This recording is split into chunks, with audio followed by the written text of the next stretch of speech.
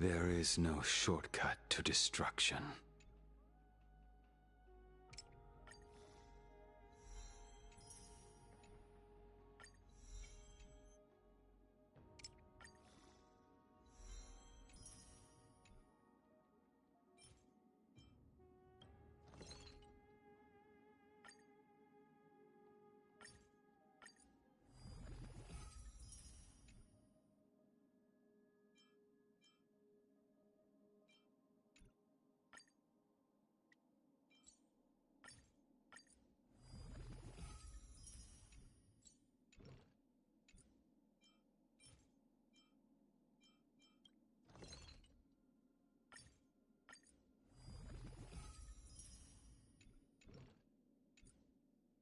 There is no shortcut to destruction.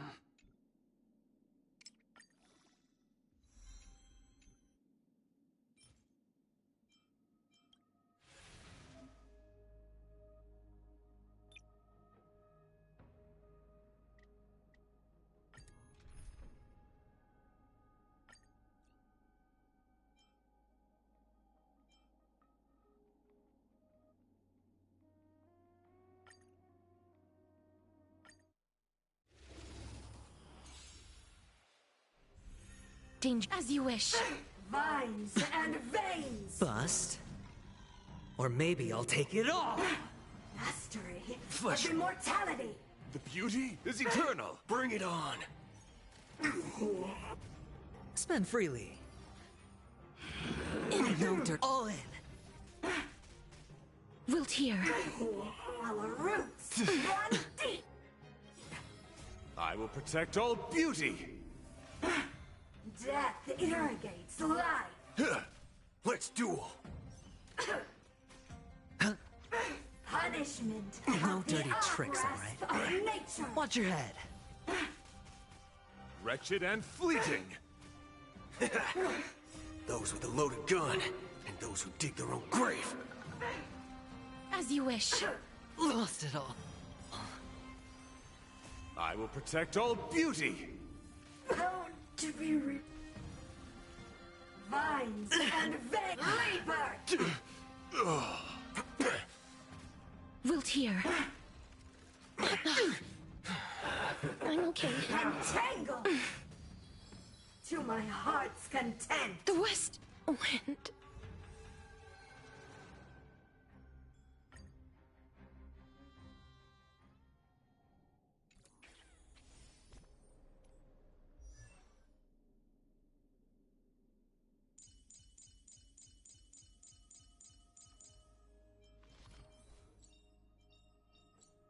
Stay focused. Push forward.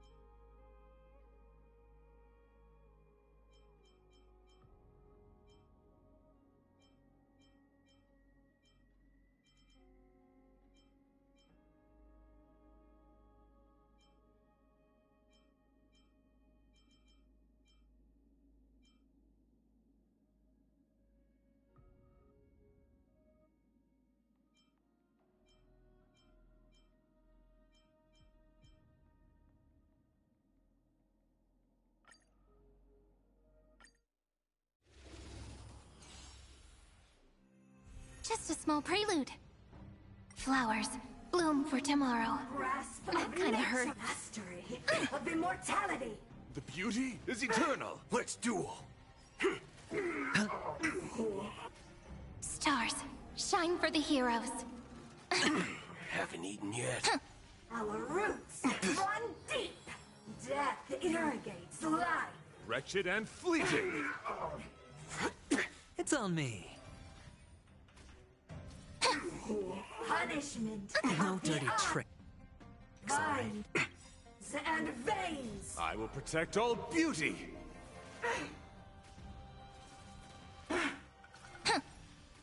Bring it on.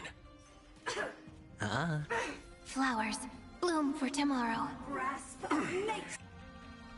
Haven't eaten those with a loaded gun, and those who dig their own grave. Rebirth. There's your reward. Prone to be Stars shine for the heroes. Memories waiting to be woken up by a shooting star. Remember me with love. May the world be as we wish. Don't blink. May the world be as we wish. Cleanse hatred with love. Those with a loaded gun, and those who dig their own grave. Bust. Or maybe I'll take it all. Watch your head. I will protect all beauty.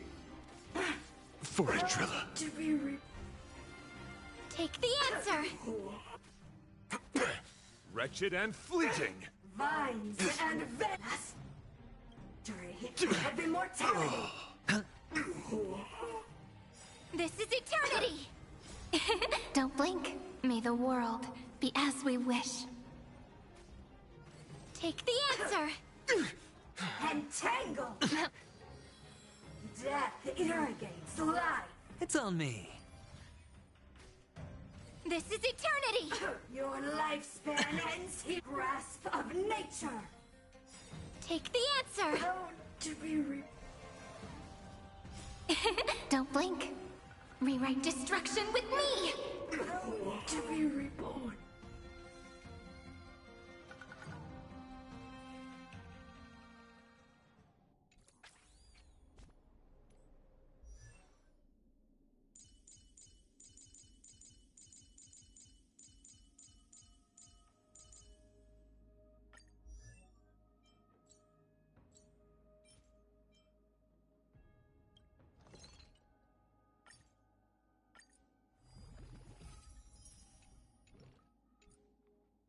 There is no shortcut to destruction.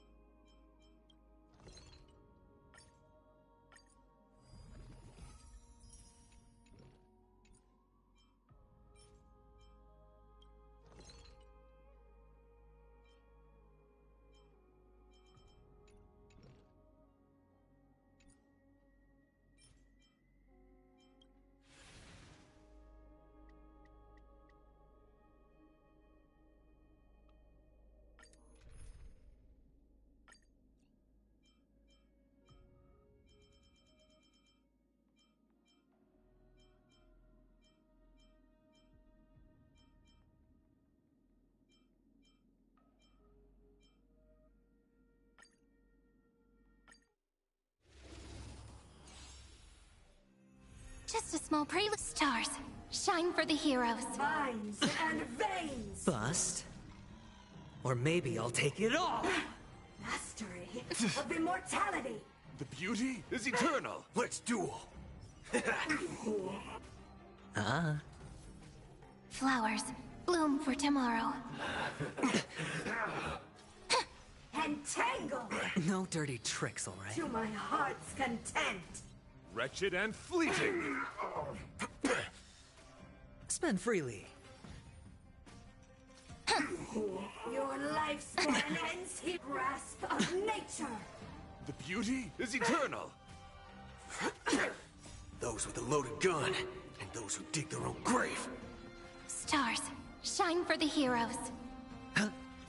Flowers bloom for tomorrow. Memories waiting to be woken up by a shooting star. Remember me with love. May the world be as we wish. Don't blink. May the world be as we wish. Cleanse hatred with love. To be Those with a loaded gun, and those who dig their own grave. Bust. Or maybe I'll take it all! All in!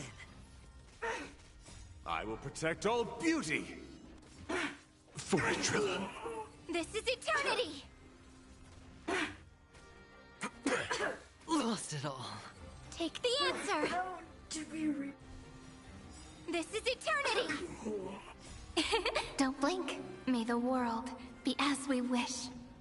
The beauty is eternal! Vines and Haven't eaten yet. of immortality. Take the answer! This is eternity! Wretched and fleeting! Don't blink. May the world be as we wish. Our roots Flesh run eat. deep to my heart's content. I will protect all beauty! Take the answer! This is eternity! The beauty is eternal! Grasp I of nature. couldn't find them. Rebirth. Take the answer! This is eternity! Don't blink. Rewrite destruction with me! Cleanse hatred with love! To be reborn.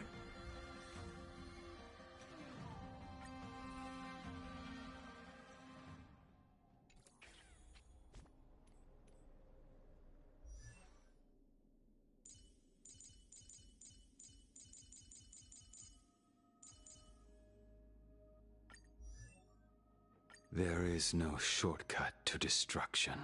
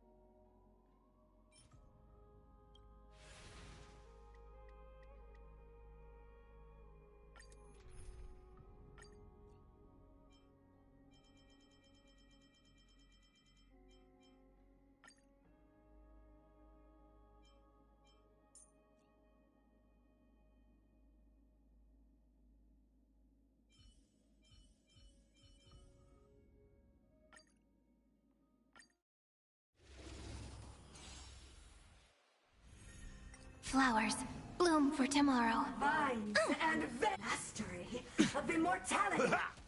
Let's duel! Spend freely. Stars, shine for the heroes. Watch your head. Flowers, bloom for tomorrow. Entangle. Death irrigates life. It's on me. All in. Those with a loaded gun, and those who dig their own grave. Punishment of the grasp of nature. Stars, shine for the heroes. Memories waiting to be woken up by a shooting star. Remember me with love. May the world be as we wish. Don't blink. May the world be as we wish. Cleanse hatred with love. To be Those with a loaded gun, and those who dig their own grave. Bust. Or maybe I'll take it all! Take the answer. Bring it on! There's your reward! My friends? Indulge yourselves! Spend freely. This is eternity. vines and veins. Watch your head. Don't blink. May the world be as we wish. Mastery. No of dirty immortality. tricks, all right? Take the answer. Let's duel! Entangle. Haven't eaten yet. All in. Death irrigates life. This is eternity! How to be Take the answer! Don't blink. May the world be as we wish. Bring it on! grasp of nature! Those with a loaded gun, and those who dig their own grave. Rebirth! It's on me. Bust. Or maybe I'll take it all! This is eternity! Take the answer! Time's up! How to be This is eternity! Don't blink. May the world be as we wish. Cleanse hatred with love! to be Take the answer! Let's duel! vines and mastery. No of dirty. immortality. Watch your head. This is eternity! Take the answer! Don't blink. May the world be as we wish. Those with a loaded gun, and those who dig their own grave. How to be This is eternity! Bring it on! grasp of nature. Haven't eaten Rebirth! yet. How's this taste? Take the answer! This is eternity! Don't blink. Rewrite destruction with me! How to be Take the answer! My friends? Indulge yourselves! vines and mastery of immortality. Time to mix things up. This is eternity! Take the answer! Don't blink. Cleanse hatred with love! How to be Rewrite destruction with me! This is eternity! grasp of No nature. dirty tricks. Bust. Or maybe I'll take it all! Rebirth! It ain't over. Spend freely. Take the answer! How to be reborn.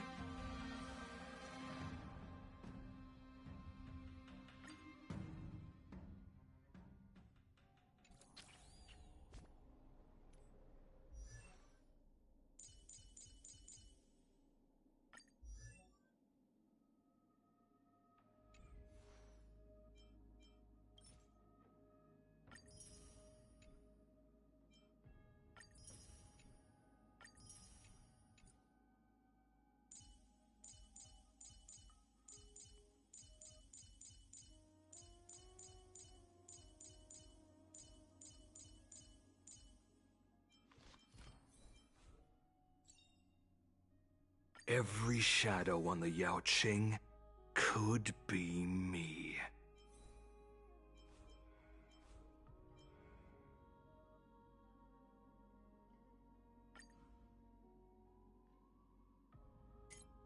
Right in the heart of death.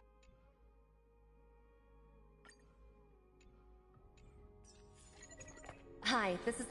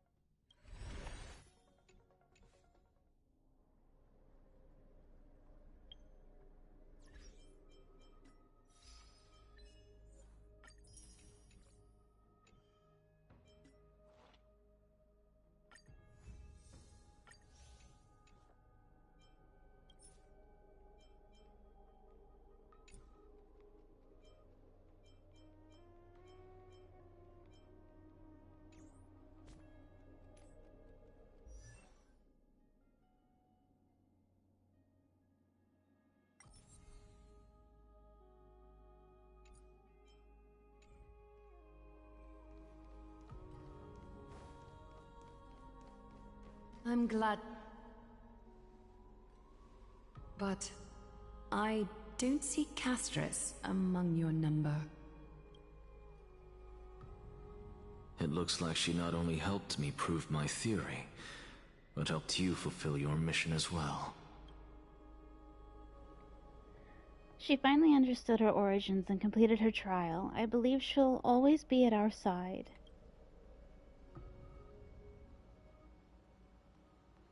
She might not have been able to change her fate, but she still wrote the final verse of her epic herself. Dreamin, please recite the prophecy for us. Trailblazer, please surrender that scalding core flame for us as well. You are the only life she ever saved by her own hand in her 1,000 years on this earth. I believe no one is more qualified for this noble task. Let the ceremony begin.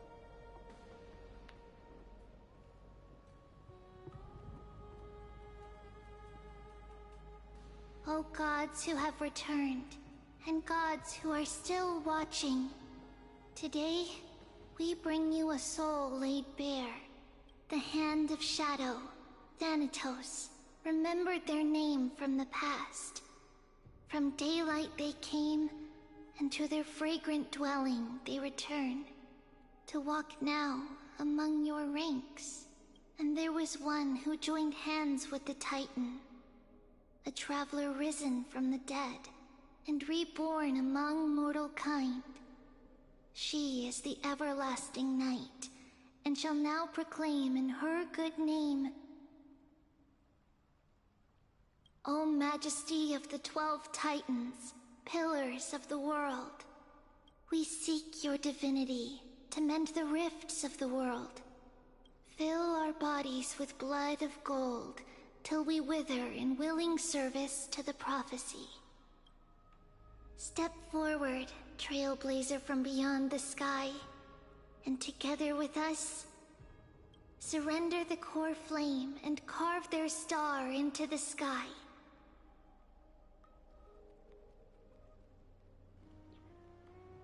Surrender the core flame. Goodbye, Casterus.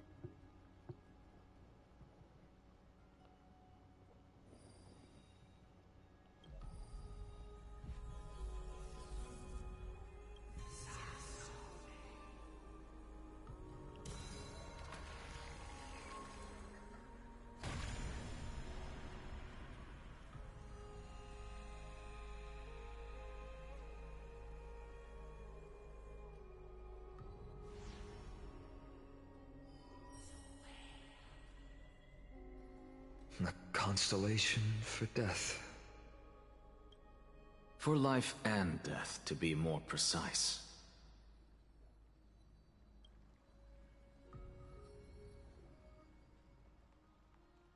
Look!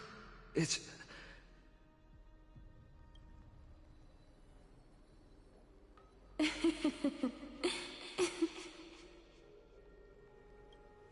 Is that Casterus? No, it's only a divine echo.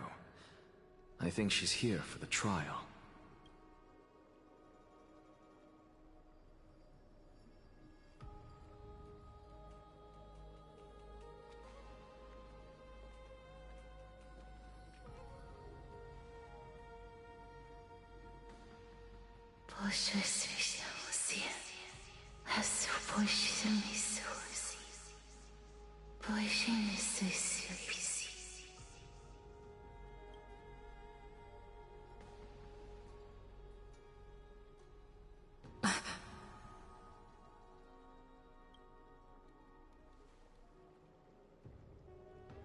What did she say?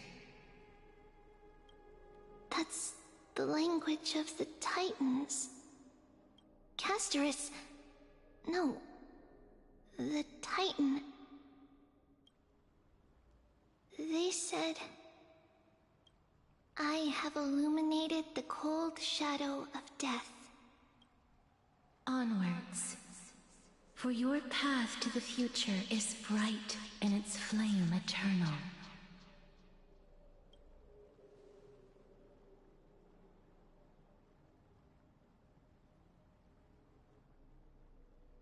Do not forget.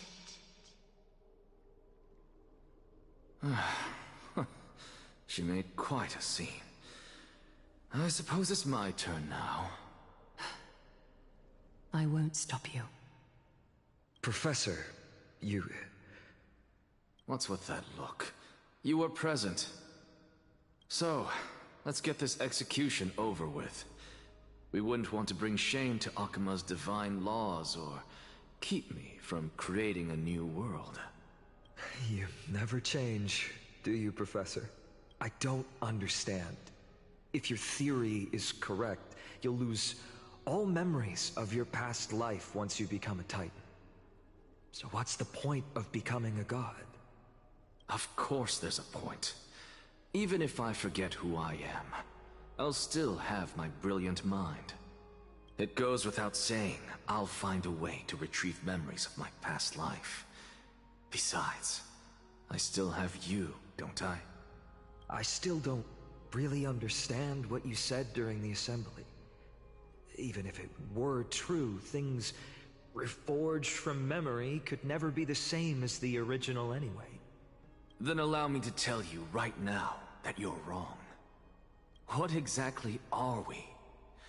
My answer is that the Chrysos heirs are the future Titans and vice versa. Of course, this answer only applies to us.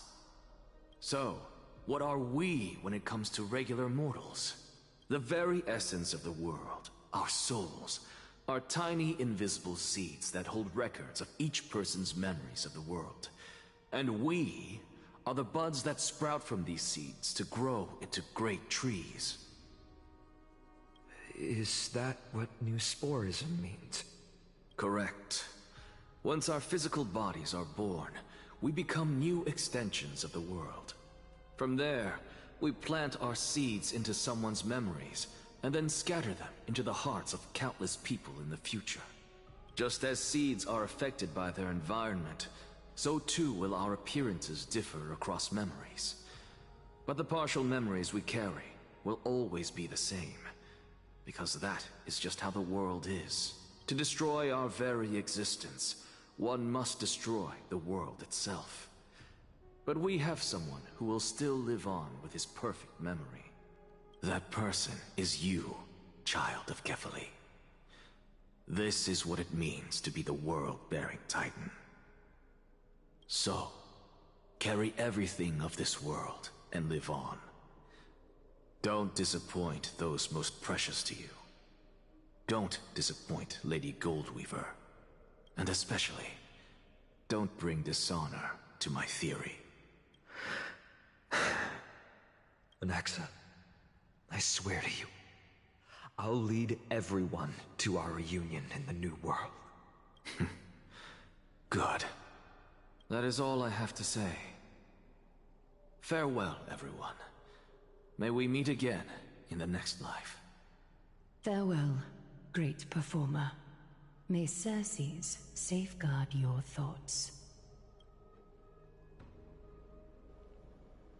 Salute him in the same way. May Circes safeguard your thoughts. Are you satisfied, Honorable Titan? Very. I hereby swear I have borne witness. Anaxagoras of the New Sporists and the Grove of Epiphany has successfully overcome the trial of reason. Thus, I shall confer upon you these words. You shall transcend the peaks of purity and return to corruption and hardship. Oh, so that's a god's prophecy. It sounds like you just rephrased my past, present, and future. Oh, Circes. Is that all you've got? Well, you've already transcended the peaks of purity, and you were never the type to give me any leeway. That is true. But I do still have one question. I knew it. What is it? Maybe we're thinking of the same thing. As you've so boldly stated, we and the world itself live on through the memories of others. If that is the case, whose memories did the very first new spore sprout from? How should I know?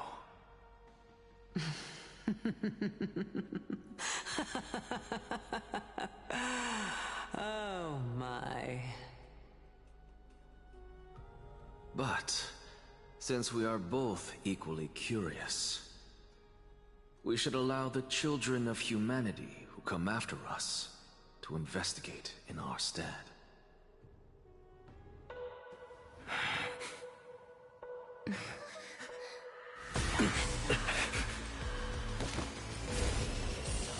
Rejoice, Circes. I sow the seeds of suspicion in the new world with your soul! And now, the objective is complete. That is all.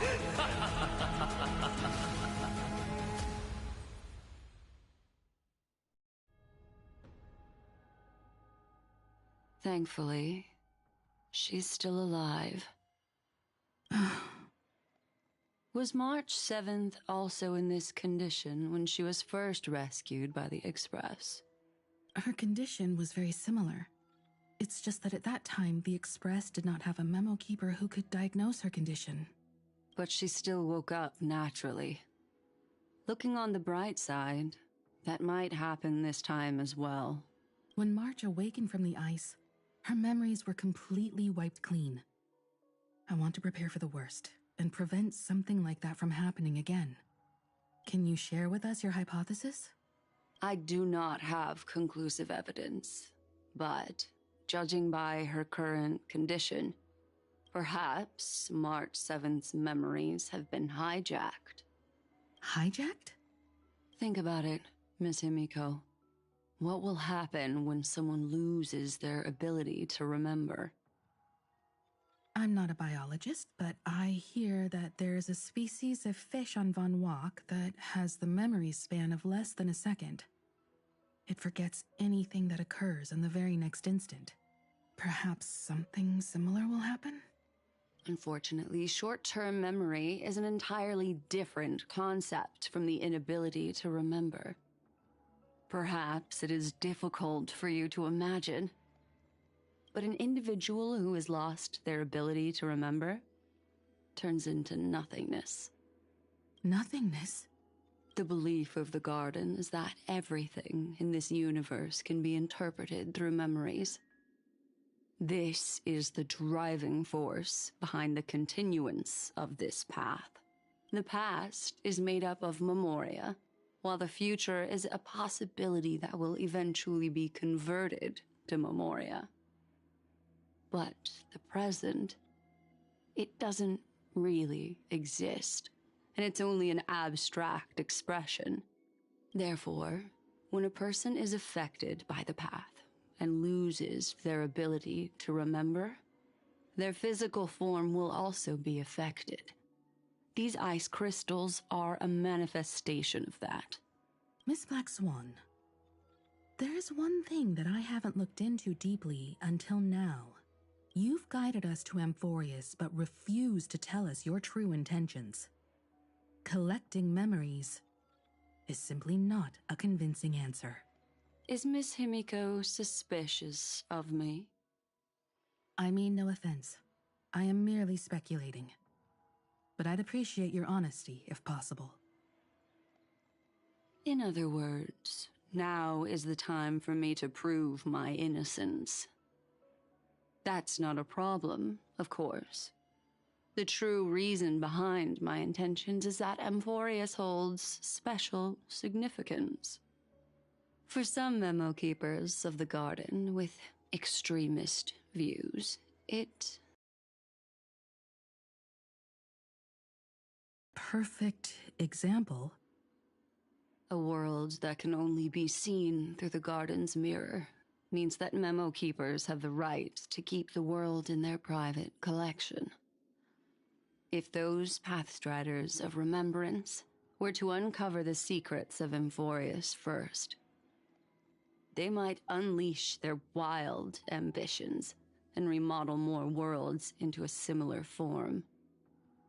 So the reason you did everything you could to convince the Express to come to this star zone is just to uncover the secrets and foil the plans of these people?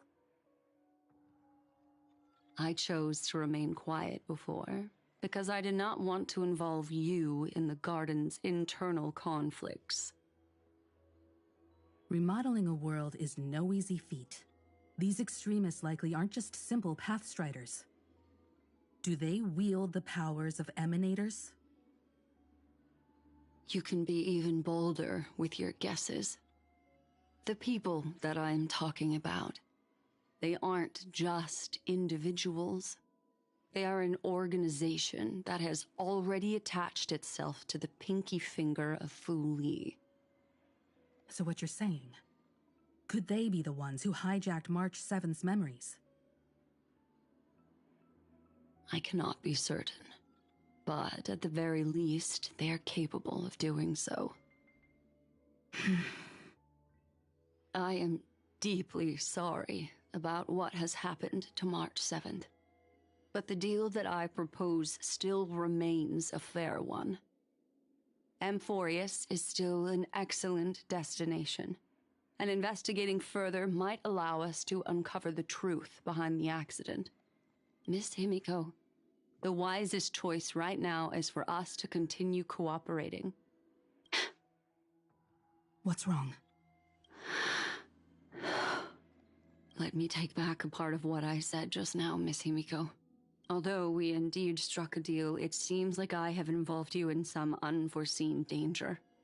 Please accept my deepest apologies. Has something changed? It's Fu Li. Their gaze has just swept across Emphorius.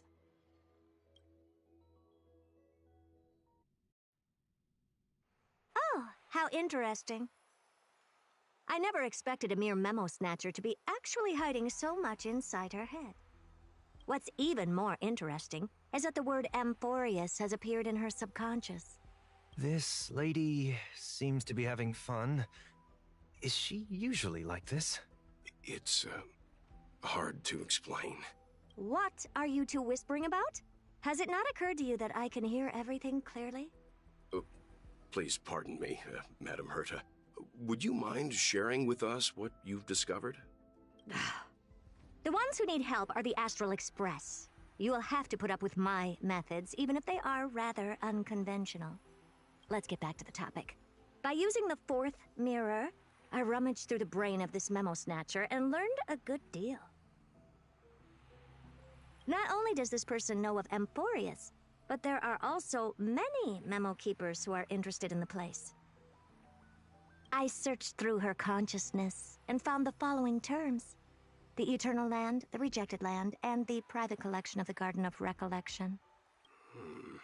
It seems like Miss Black Swan is indeed hiding some things from us.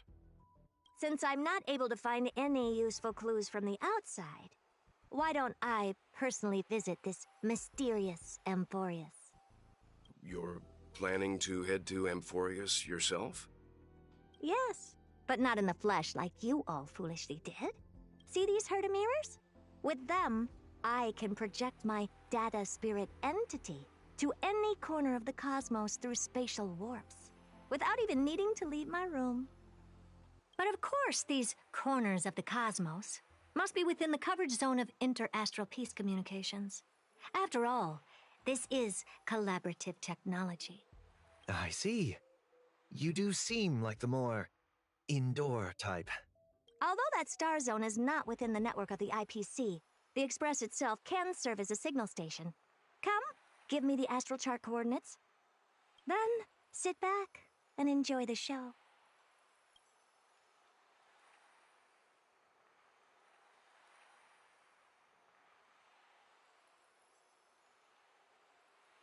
All right, now that everything is ready, mirrors, get to work.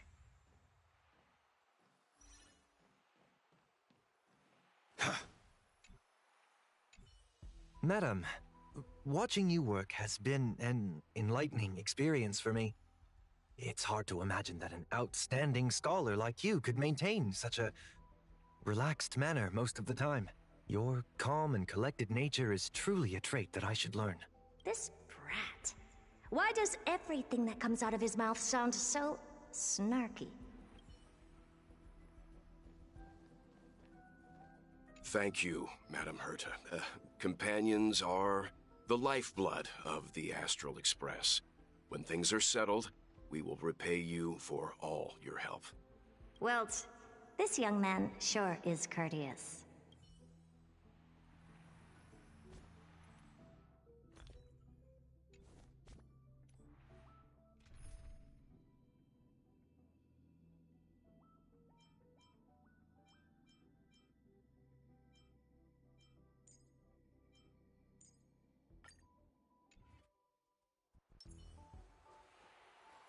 First mirror, input the coordinates. You'll be in charge of the spatial warp. As you command, Madam Herta. The preparations are complete. I wish you a pleasant journey ahead. Second mirror, prepare for the thought refraction. There's still some distance from the Astral Express to the Amphoria's celestial body. You're in charge of sending me over. This time, raise the power to the maximum. Don't be— Oh, okay. I won't fail the mission, Madam Herta. Third mirror, you're in charge of generating the data spirit entity. I'm happy to help, Madam Herta.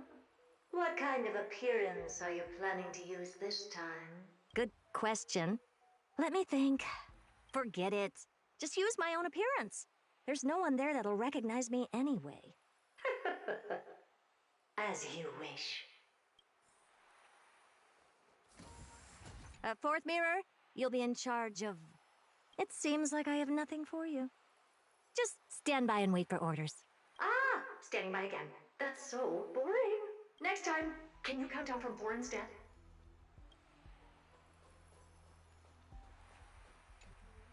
Preparation of the data spirit entity complete. Thought refraction at max power. Excellent. First mirror, let's get going. Have a safe trip, Madam Herta. May your journey yield good results. Coordinates input complete. Preparing to activate spatial warp. Destination, unknown celestial body. Amphorius. Spatial warp countdown. 5, 4, 3, 2, 1. Warp activated. Oh! So that's Amphorius? Its appearance is, well, sure is unique. Second mirror, prepare for thought refraction. It's time to send me in. Alright, please read the safety protocols carefully. Can't you hurry up? Yes, ma'am.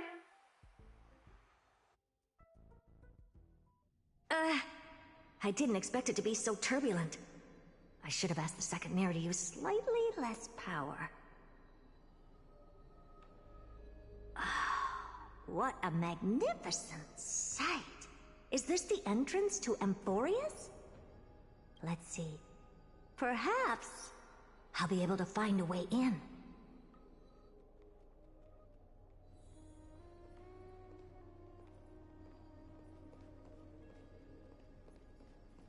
What's this? A statue? It's ugly. I don't like it.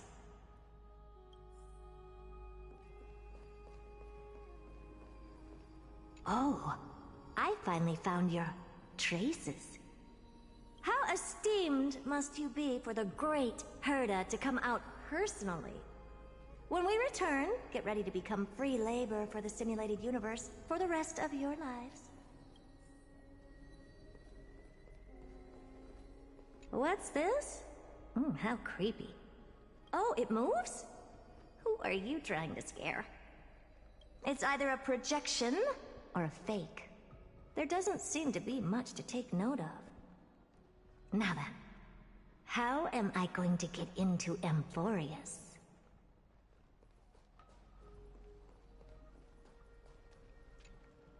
My deepest apologies, esteemed lady. I'm afraid that you cannot proceed further.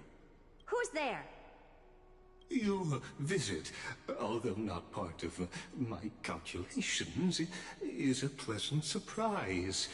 It's a pity that the preparations are not yet in place to receive you with the hospitality that someone of your status deserves. Are you not going to answer my question? Who are you? I have many identities, and I'm going to have even more in the future. But if you just need a form of address, you can use my common alias, Lycurgus. Lygus. All right, Lygus. But you can't possibly think that I'm just asking for a name, can you? Regrettably, I do not have the authority to share more information. However, standards are always flexible. While not violating the ultimate protocol, I'm able to disclose this piece of information. As you thought, this is the entrance to Amphorius. Now, please, kindly turn back. Amphorius is not a world that you should be involved with, regardless of what kind of magnificent achievements you have accomplished. This place will not open its doors so easily. You seem to understand me very well. Then you should know that I have no reason to listen to you. Your reaction is completely within my calculations.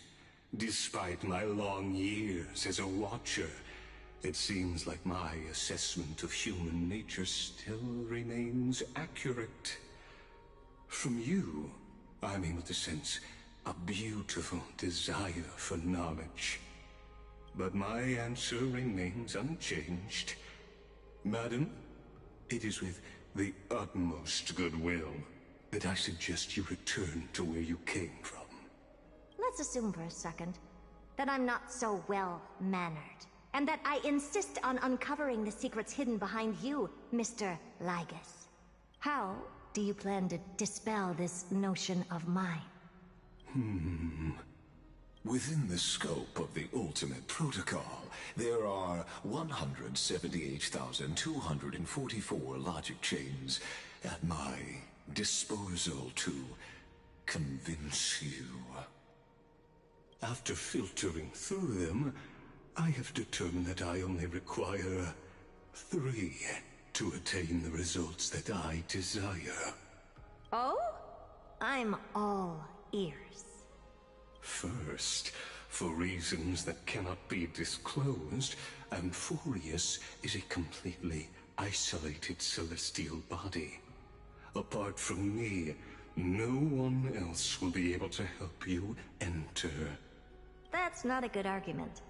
Second, if your plan is, as you've alluded to previously, to force me into cooperating by showing hostility, do know that, just like you, I have basked in the gaze of the erudition.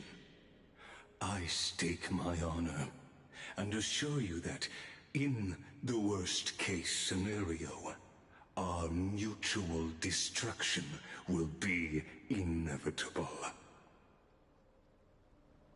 Oh? No wonder I couldn't find a back door. When I did a scan of our surroundings, the safety protocols on you are comparable to Screwy's. How interesting. I assume that you still wish to hear the third logic chain? Of course.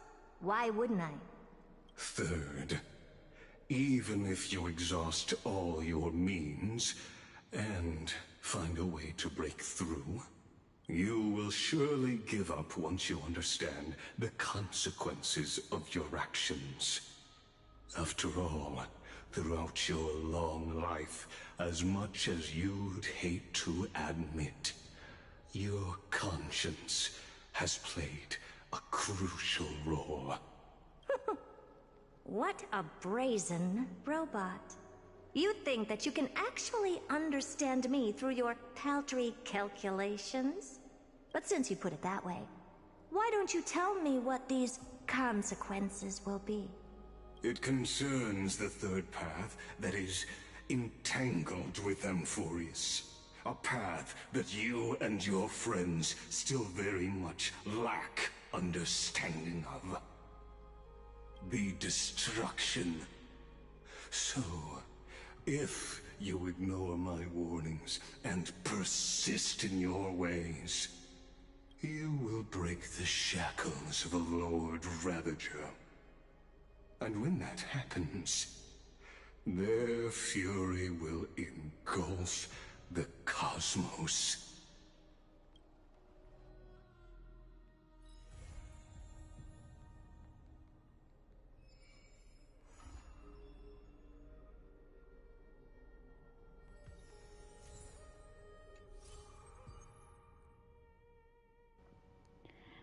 Nameless recollection. She sank into a sea of flowers for karma, and he turned to ash as the answer. The farewells experienced during her travels. Head to the book and write it down.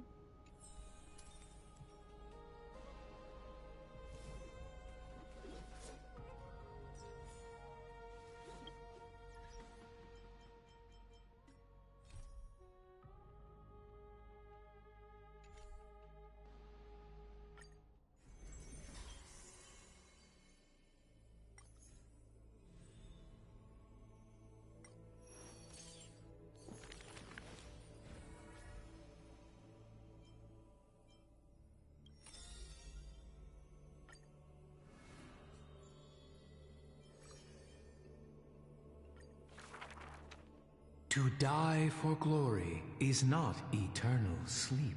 This is a lie all Castrum Kremnos keeps. The world after death is superior to reality and basks in light. But such vague poems the Crown Prince would not easily believe. Cowards who dare not to look death in the eye. He declared thus on the day he returned from the Stream of Souls. Longing for a martyr's heaven and reciting self-deceiving stories. His words are sacrilege incarnate. More arrogant than his blood and family. True warriors should treat that paradise with spite. Many followers thus stop, no longer following his steps. For they feel this young man's words, compared to poems, are even more absurd. A body immortal equals not perfection. The man braved dangers endless, simply to seek his weakness. In his greener days with more amateur skills, in crises where death denied him even after kills, he learnt why curse is a synonym for blessing, for he saw that visage of terror at life's closing. The man seems unmoved when this past is mentioned. Having braved death 9 times, he who was once lacking now excels above everyone else, still rising. Yet, when asked if he's still as ticklish as when he was a child, he does not answer. It's a wild tale he won't care to opine. It's said that Castrum Kremnos has secrets divine, through which the king's power has passed.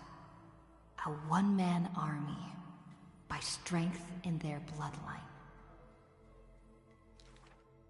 Therefore, a traitor who does not inherit the throne is a king most infirm.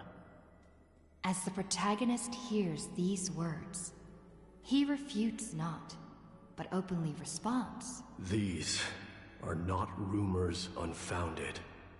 But will they matter if my deeds eclipse those of all other kings, achieving glory beyond? Never turning back in war, he seizes all our glory. That rumor in the war camp of fury often casts a shadow on the man's heart, indestructible and fiery. When campaigns become mired in terror, he sends his army to places safe and secure. Yet alone he goes to fight, knowing death can touch him ne'er. The Kremnoan detachment who follows him in livery all die in bed, devoid of glory.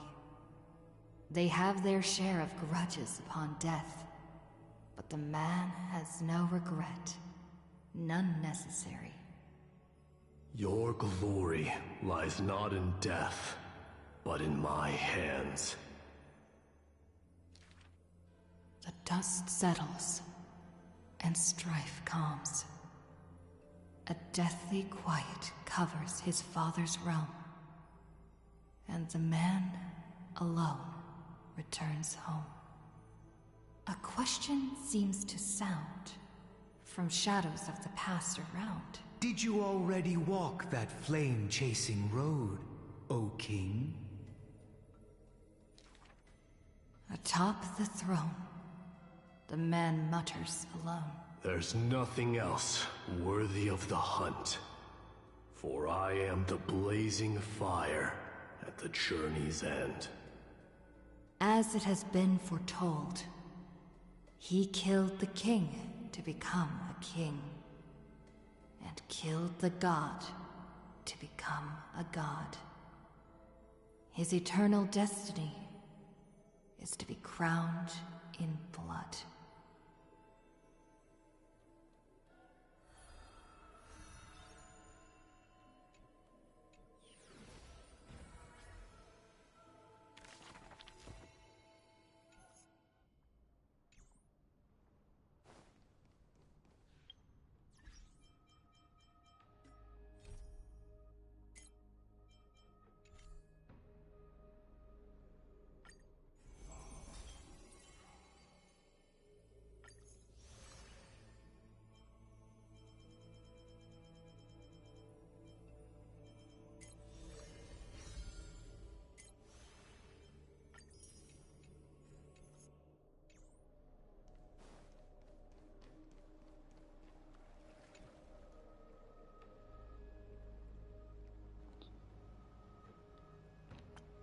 Ripples start to form in the bowl, rolling endlessly. The murmuring water whispers of revelry. The undulating tidal patterns like tiny waves, like this small space, has also become a rolling ocean. Ah, absolute bliss, 'tis the pinnacle of bliss. Such long-awaited satisfaction. Thank you, my dear. This ambrosia has sobered me up a little. The visage of your reflection is so good-looking that I can't help but get all stirred up. Thanks for the compliment. I think I'm very pretty, too. Time, how long has passed? Orynyx, you move fast. This starry sky, I see, she still hasn't given up. You are also a fool in this banquet. Dance hard, then, indulge hard, waste time hard, little fishy that wants to swim to tomorrow. When your banquet ends, the absurdity that you will see when you sober up will be the price of buying inebriation. What are you even saying? What the heck are you? You speak less and sober than when you're drunk. Ambrosia, ambrosia. The tide's voice is languid once more, its words fragmented like water splashes. It seems this basin's desire for liquid is insatiable, an ever unquenchable patron of of ambrosia.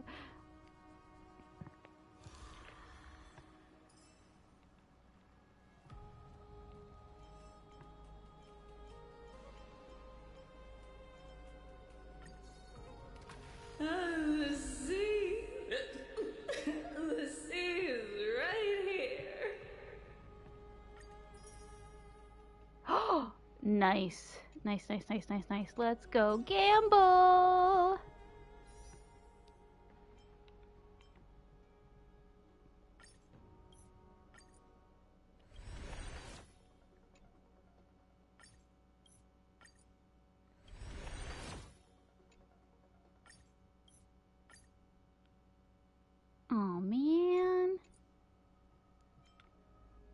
Oh, that was a bust.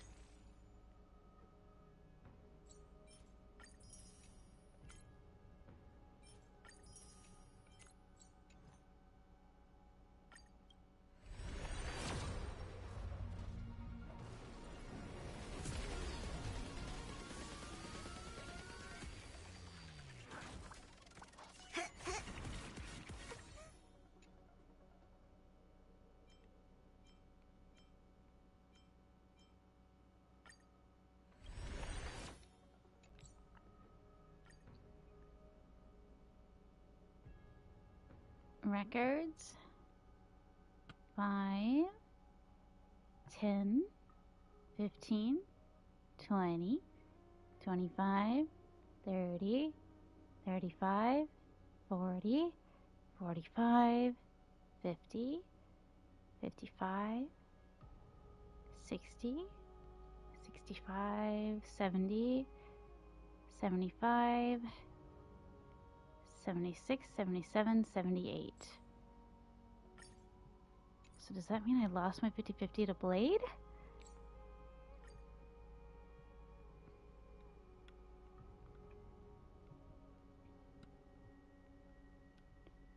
Weird. He's not showing up. It just shows Pela. But I did pull Blade.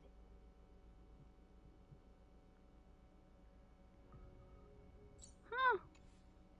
That is strange. Pour me a cup, will you? My dear, did you bring me ambrosia? Hurry. Well, I don't think I have enough. Nope, I don't have enough.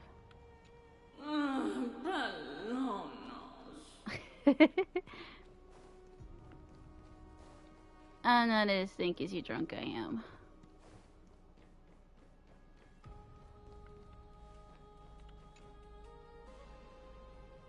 Thanatos and Circe's core flames have been returned.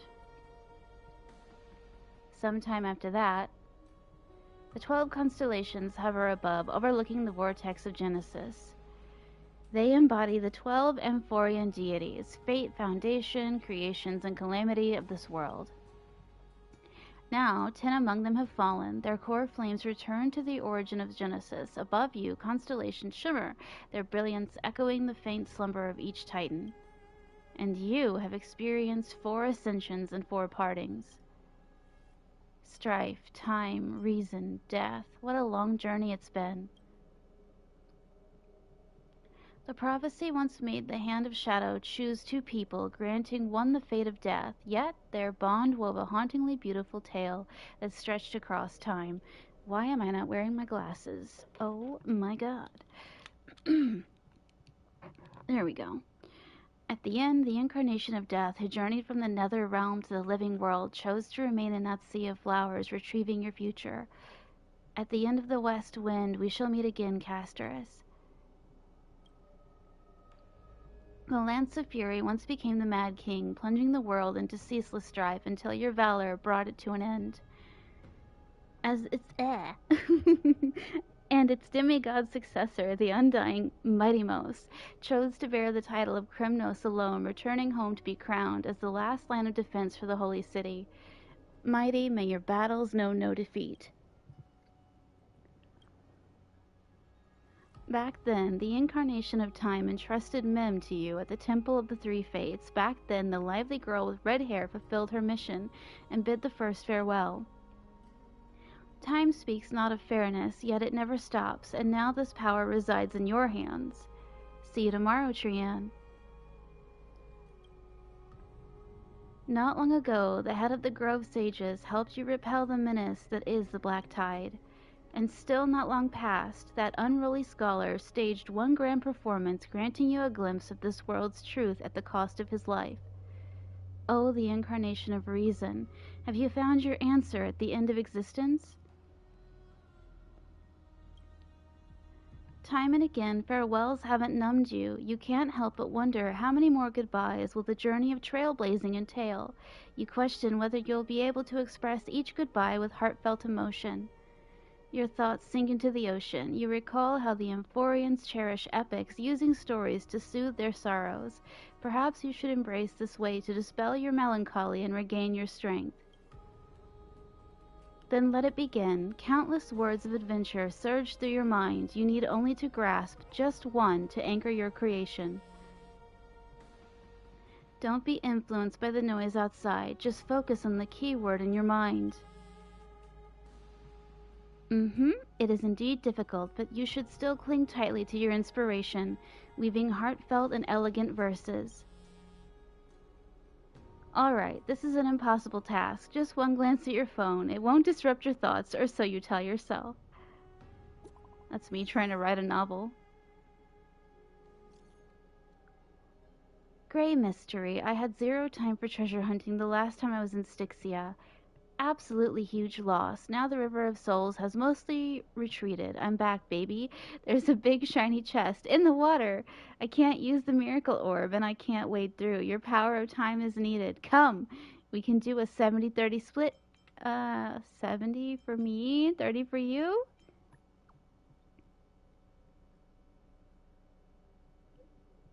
Exactly. 30 for you and 70 for me. Say what now? Details, schmeetails. Get here and we'll talk. Meow. You must admit that some people still manage to live joyfully at this arduous low point in life.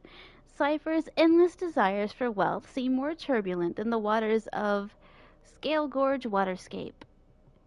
Forget the past for now. It only brings sorrow. But sadness has no place in this moment. What you need is the drive to move forward. You decide to head to Styxia, where the River of Souls is no longer blocked, to meet up with that cat girl. Hopefully those glittering, clinking trinkets will, as always, lift your spirits. We do love shiny things here, don't we? Oh, Styxia's moonlight is so beautiful. And the River of Souls is so quiet. It's like everything that happened was just a dream.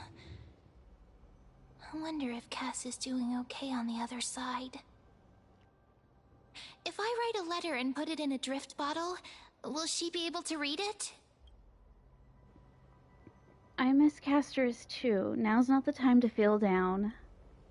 No, this shouldn't be so depressing. Now's not the time to feel down. We gotta pull ourselves together. By the way, it was Miss Cypher who asked us to come here. But where has she gone? Huh? What's that sound? Is there someone else here? Yes, and this aura feels so familiar. Let's go check it out together. Be very careful. I have a bad feeling about this.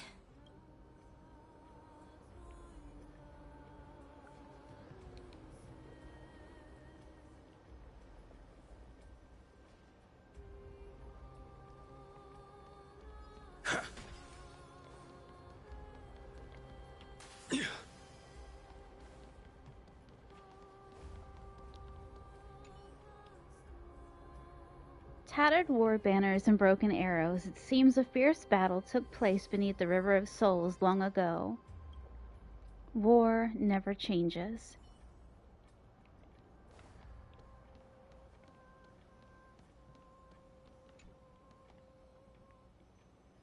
The eulogistic butterflies flutter through this land of death. The path to Netherrealm is never lonely. Hey, what's that on the ground? Should we pick it up? Careful, careful. It's a piece of black cloth. Now, where have I seen this before? It's the Flame Reaver. Did someone rip off a piece of my clothes? What? How could they be here? Mem! Look out!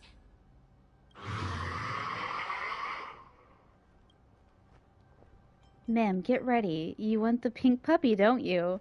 Is it finally time for me to bow out? What? Now I'm sad. This isn't the time for jokes. Let's try our best to deal with them for now, and we'll slip into the past with time's power as soon as we can.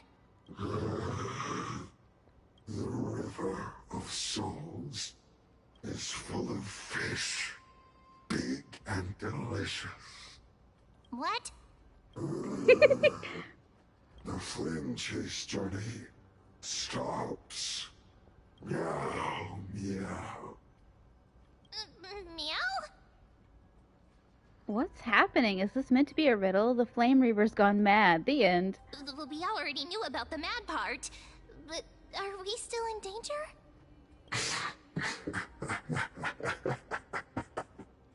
It's just her messing with us, isn't it?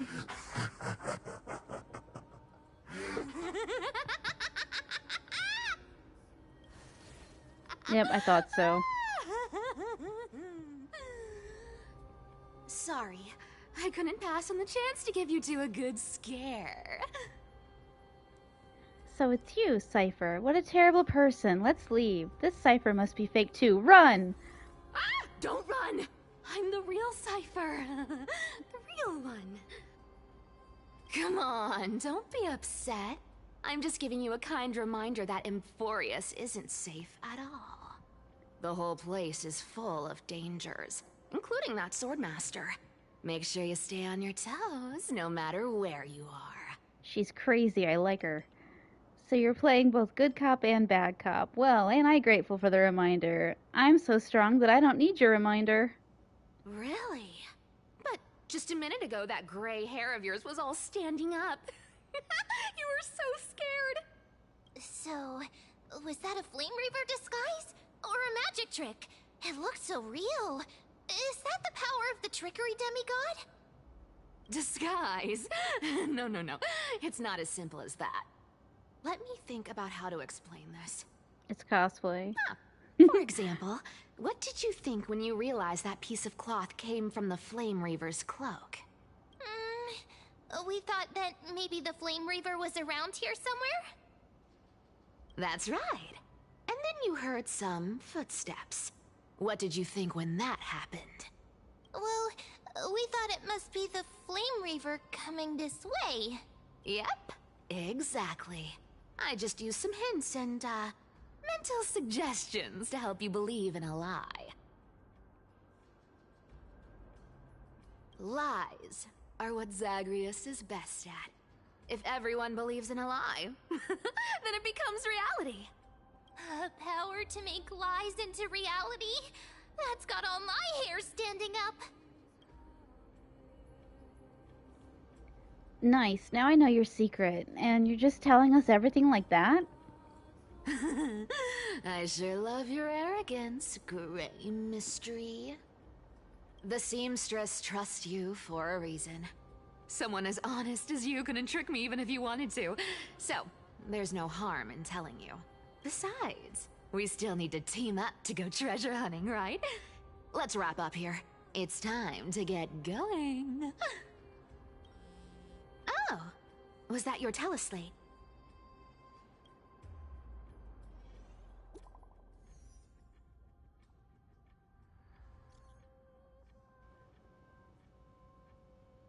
Painon, praise the sun. Celestiana, did you rest well? I came during the lucid hour and you seemed asleep, so I didn't wake you up. But I can't stay idle in the current circumstances. I feel it's time to continue our special training. Let's go to the grove, shall we? Okay. Aren't you a popular one? But I got to you first, so help me with the treasures, and then I'll send you two to the grove. Why do you need so much money anyway? Gonna go live handsomely somewhere after this? Live handsomely? You mean spend all this money? That's so not why I hunt for treasures. Don't forget, I'm a demigod too. And there's a line reserved for me in that stupid prophecy as well. You shall walk with greed and die over petty change. But I don't believe in that. As long as I keep collecting treasures, then I won't need to care about petty change. And as long as I don't hurt other people when I get what I want, I won't be walking with greed. Right? Isn't that simple? So, as long as I keep going down this path, all those predestined prophecies and fates will never catch up to me. That was a long speech. I'm getting thirsty at this rate. The treasures of Styxia aren't gonna float up on their own. Come on, Grey Mystery. Show me what the authority of time can do. Isn't her hair kind of gray too? A few days later at the crash site in the Abyss of Fate. Ah, so this is the car of the Astral Express you've spoken of. My repository of memories has been enriched with another fascinating piece of information. Thank you for leading me here, Lord Donhong. I'm surprised a council elder like yourself would be willing to journey so far to inspect the Express. Achaemons hold wisdom and knowledge in high esteem. If the citizens knew of your origins, I'm sure more would be intrigued by the Trailblaze. Sadly, discussions about the world beyond the sky remain taboo. It's been quite some time since you first arrived in Achaema. Presumably, you've been looking for a way to leave ever since. I've been actively gathering clues and testing different things. Sadly, the more I find out, the more powerless I feel. Don't be too hard on yourself, my lord. This puzzle has stumped Amphorius' scholars for centuries. It isn't something you can solve overnight, even someone as gifted as yourself. In the Grove, I discovered extensive research on the Sky Titan. It appears that many scholars from Amphorius believe the taboo against the world beyond the sky stems from a curse cast by Aquila. Exactly. Of the 12 Titans of Amphorius, Aquila is known for being the most capricious. The weather itself reflects their mood. Tranquil sunshine, mournful rain. Aquila's breath is a brisk wind, and their cries resound as thunder in a storm. Additionally, Aquila is one of the 2 Titans whose core flames have yet to be returned. The sky above affects every citizen. It's clear that Lady Aglaya's decision to confront Aquila at the end of the Flame Chase journey was a carefully considered strategy. If returning Aquila's core flame can break the sky's curse, we won't have to exhaust ourselves searching for a way back. We can simply focus on aiding the Chrysos heirs. Anti-Catherians have no home to return to, so I understand your concern for your old friends and homeland. I used anti-Catherian technology, or scanning, as you might call it, to assess this car. Assuming my judgment is correct, I might be able to conduct a thorough overhaul of its power systems. Really? But... Of course.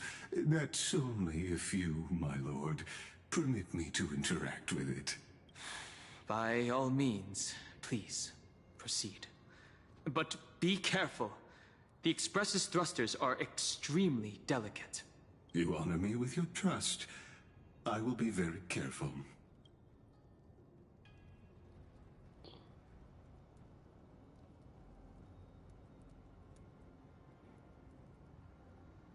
This is unbelievable. You seem to understand its structure perfectly. Have you repaired something like this before? Not exactly, but we Anti-Catherians are inherently sensitive to machinery. Carefully endowed our kind with a unique advantage for analyzing and learning. If you give me some time, I might be able to fully restore this damaged car to its former glory. Then you and your esteemed companion could set off on your return journey sooner. But isn't the real issue with Aquila? Hypothetically, Lord Donhong. If I could open up a path out of Amphorius that circumvents Aquila's divine punishment, would you consider ceasing your support for the Flame Chase journey? I don't understand. Does the Council of Elders possess some secret means of counteracting divine punishment? It's best if you don't delve too deeply into that question, my lord. All you need to know is, I can make it happen. Maybe this is not a decision by the Council of Elders, but rather his personal wish. The crucial point is, if you and your companion are unwilling to halt your support for the Chrysos heirs, it could offend certain interests.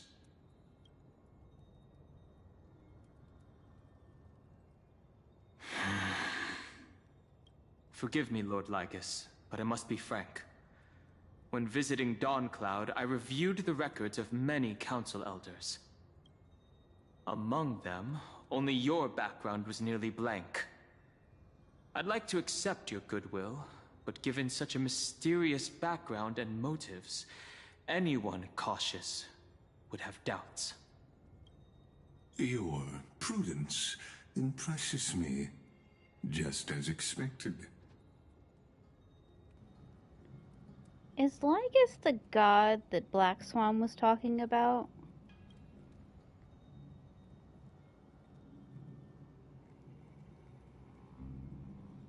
Are these people...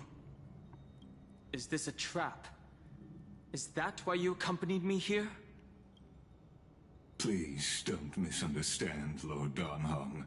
As the Theoros, I have no allegiance to their plans, nor am I obliged to obstruct them. I am neutral. Out of respect for you, I hope to offer a peaceful solution to ensure the safety of you and your companion. 1 against 4, then. Just to confirm, if things turn ugly later, will you help? I will not. As I said, I remain neutral.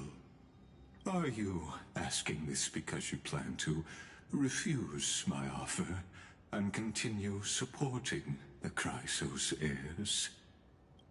You weren't wrong about one thing, Lord Lygus.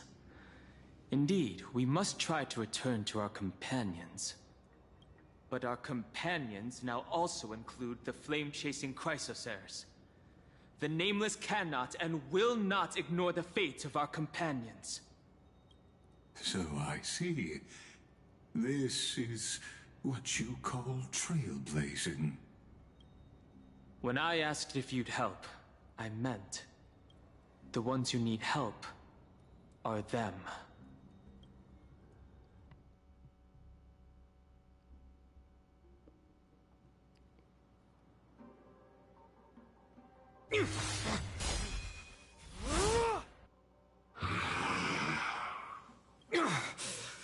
You have such overwhelming power, so...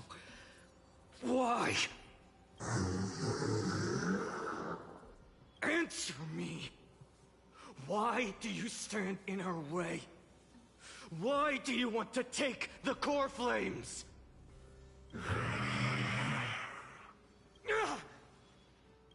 Oh no! He can't hold on anymore! Drag him back here, friend!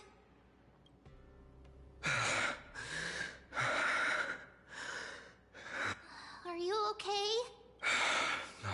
I'm okay. I can handle that kind of hit now. But a few months ago, that would have knocked me out. Always keeping me on edge. If I had passed out, that would have been it. Thanks for worrying, buddy. Thanks for the help. To face Aquila and other potential threats, I must sharpen myself with the most aggressive methods. Even so, it's impressive you thought of this training method. Battling the phantoms of the past in the River of Time? It's just like the hyperbolic time sanctum that the bards describe. It's working pretty well, wouldn't you say? But combat isn't just about strength and skill. You also need the right weapon. Compared to that guy's weapon, mine feels like I'm swinging a lump of iron. I can't tell you how many swords I've gone through since the training began. Why not get Cartoonist to help? Weight training, huh? Don't worry. I've already arranged that. Of course I need him. I asked him to make a suitable divine weapon for me. It's a little embarrassing to say this, but in order to help me, he deliberately turned down all other business. Oh, Cartoonist is part of this flame chase journey after all. Full of energy. Thinking about how he's been recently, maybe you're right. But, Finon, I've been somewhat concerned about you. Lately, you seem more and more fixated on that Swordmaster in black. That's quite the sudden shift in topic. I've been holding this question in for a long time. You're getting stronger, but seeds of unrest are also growing in me. Don't worry. I'm not wielding my sword for revenge. She's been through Nikador's trial and understands. Those who can't walk out of the shadows of their past are ultimately weak. Times have changed. The responsibility I bear is both precious and fragile. I wield my sword for the future of Amphorius. I will not let hatred cloud my judgment again and neglect my duties. You've really grown, but you can't beat them yet. We'll be here by your side. You're right, partner. As of now, I'm not able to handle that Swordmaster on my own. I still need the help of my friends. Every time I say something, things get so serious. I don't want to be the person who keeps bringing the mood down. I'm out of energy for training today. How about we go to the Library of Philia to lighten the mood? Sure, that's what I've been looking forward to. We deserve to enjoy ourselves after all the hard work. Today, I'm definitely going to... What were you reading before? Why not take the interesting ones home? Oh, great idea! However, that would mean no more reasons to visit the Grove. That's the charm of this place. You can find whatever you're into here. The three of us might not be into scholarly books, but we could still spend an entire day at the Library of Philia.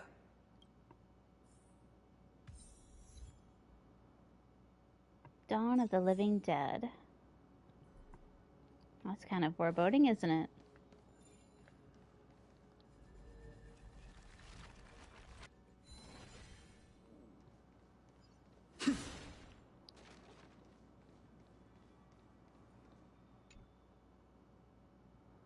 The mural records the history of the grove. At the top of the great tree shines a golden light, the moment when Circes granted wisdom to humanity.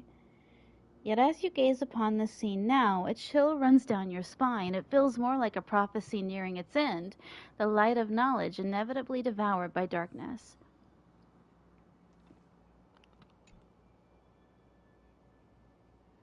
You need something? If not, please stay quiet. I'm conducting field studies for my upcoming Grove of Epiphany Cultural Studies. This mural's content is fascinating. Perhaps in the distant Golden Age, there were far more butterflies here than now. I kind of want to try to do the equilibrium trial. I always fail, but I kind of need to get to level 60. How do I do it? Phone decoration? What? Oh, that's cool. Nameless journey. Every corner of the universe can bear the footprints of the nameless, leaving their mark on the journey. The coming dawn, the journey of flame chase is fraught with thorns. Break free from the darkness in which one hides and keep on marching forward until one touches the first ray before the daybreak. Cosmodicy? Is that how you say that? The trailblaze will not end. Let's head toward the shimmering stars together. A taste of happiness. Yummy. It's so yummy I can't stop eating. I wish I could have delicious food every day. Then my tummy wouldn't be so empty. Is that Mem? The planet of festivities. Welcome to Penacony, the planet of festivities. We wish you a wonderful holiday in the dreamscape. Task in progress. Hi everyone, sorry I'm late, but that's not important. The weekly report for the simulated universe's new version is here. Let's hotfix any issues, and if there are no issues, we can adjourn. The data for path grouping seems to have some deviation. However, the performance of the new research samples is acceptable. Conclusion: the research samples are showing signs of developing self-awareness, which poses significant risks. Adjustments should be made. Welcome to Penacony. Moment of triumph. Oh, cute. I wonder when we'll meet again. When that time comes, how about we have another exhilarating match? Mr. Lucas' thoughts are no different from mine. I accept this challenge, looking forward to our next duel. To a dreamless sleep. Cheers, friend. A toast to your new abode, united will, and white nights full of joy. Starfire Parkland. The previous host tasted so bitter. I couldn't bring myself to enjoy them. I like bitter. Shall I trade my sweet one with you next time? Ingenium Dreams. Where in Orem Alley should we eat at today? The wait for dine-in at Orem Alley is too long. Let's just order a delivery. What are these? Just phone covers? I want this one! How do I get it? Sources. Phone wallpaper obtained after the Chrysos Maze Grand Restaurant event.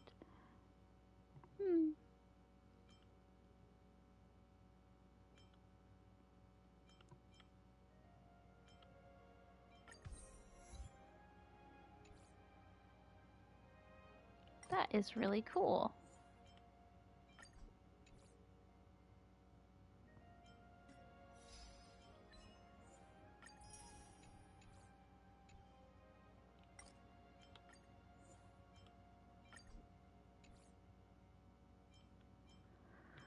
Okay, how do I do the Trailblaze? Equilibrium.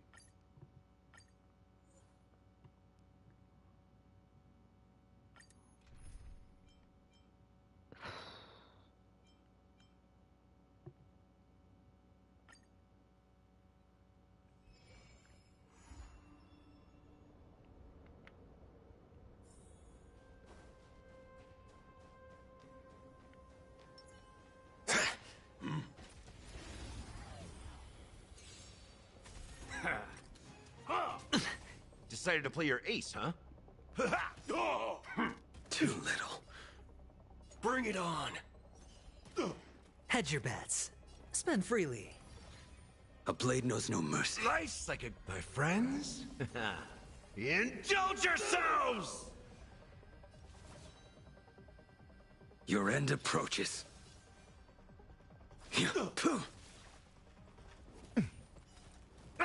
Nothing. Stay close.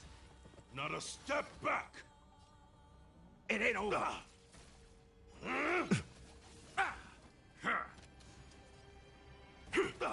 Sure, I'll play along.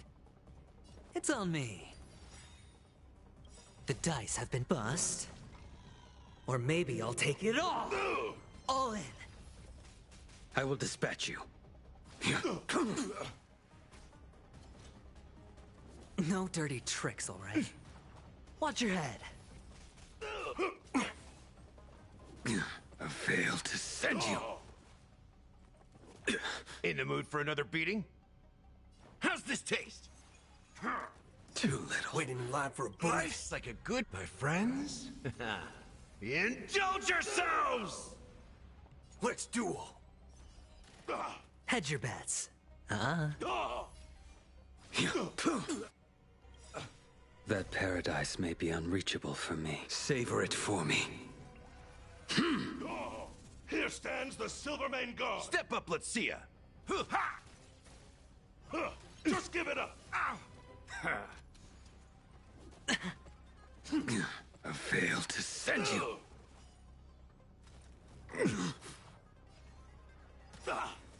get the mark. There's no those with a loaded gun, and those who dig their own grave. Spend freely.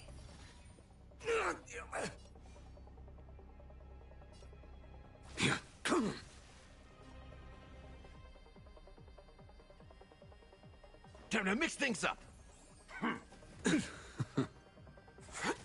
Sure. I like that The confidence. dice have been bust. Or maybe I'll take it all. All in.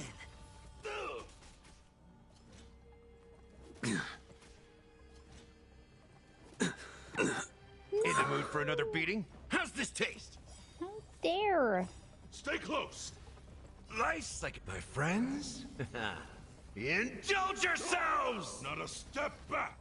All of you stand still. Bring it on. Time's up. Head your...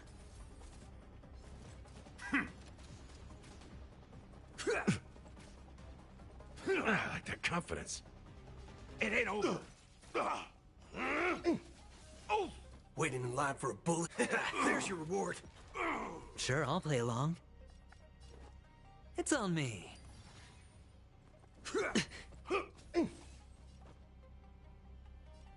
Time to mix things up.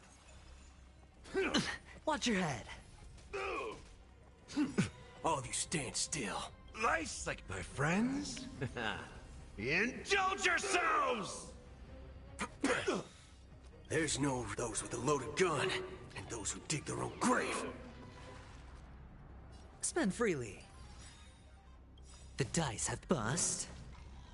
Or maybe I'll take it all. All in. No dirty tricks, all right? Here stands the Silvermane Guard. Just give it up. Let's duel. Time's up.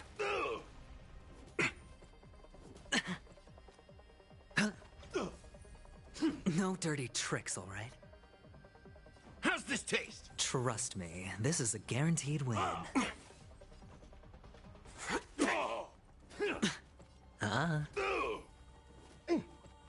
If I could do it all again. Not a step back.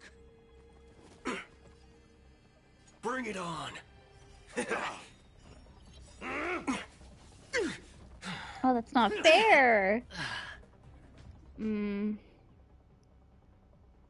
Lycone's level. I don't know. I think I'm gonna back out of this. If I can figure out how to back out of this. Oh shit.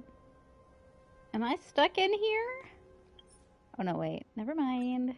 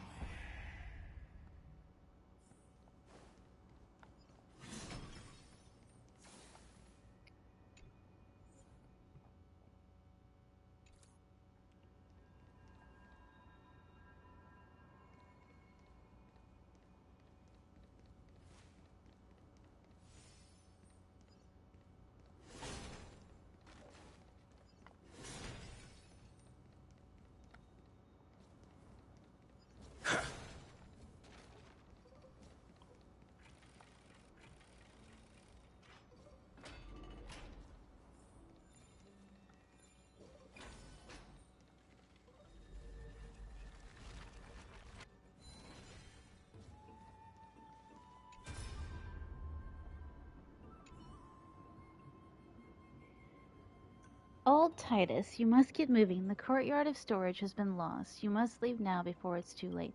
Oh, I think we've been here before. I remember this.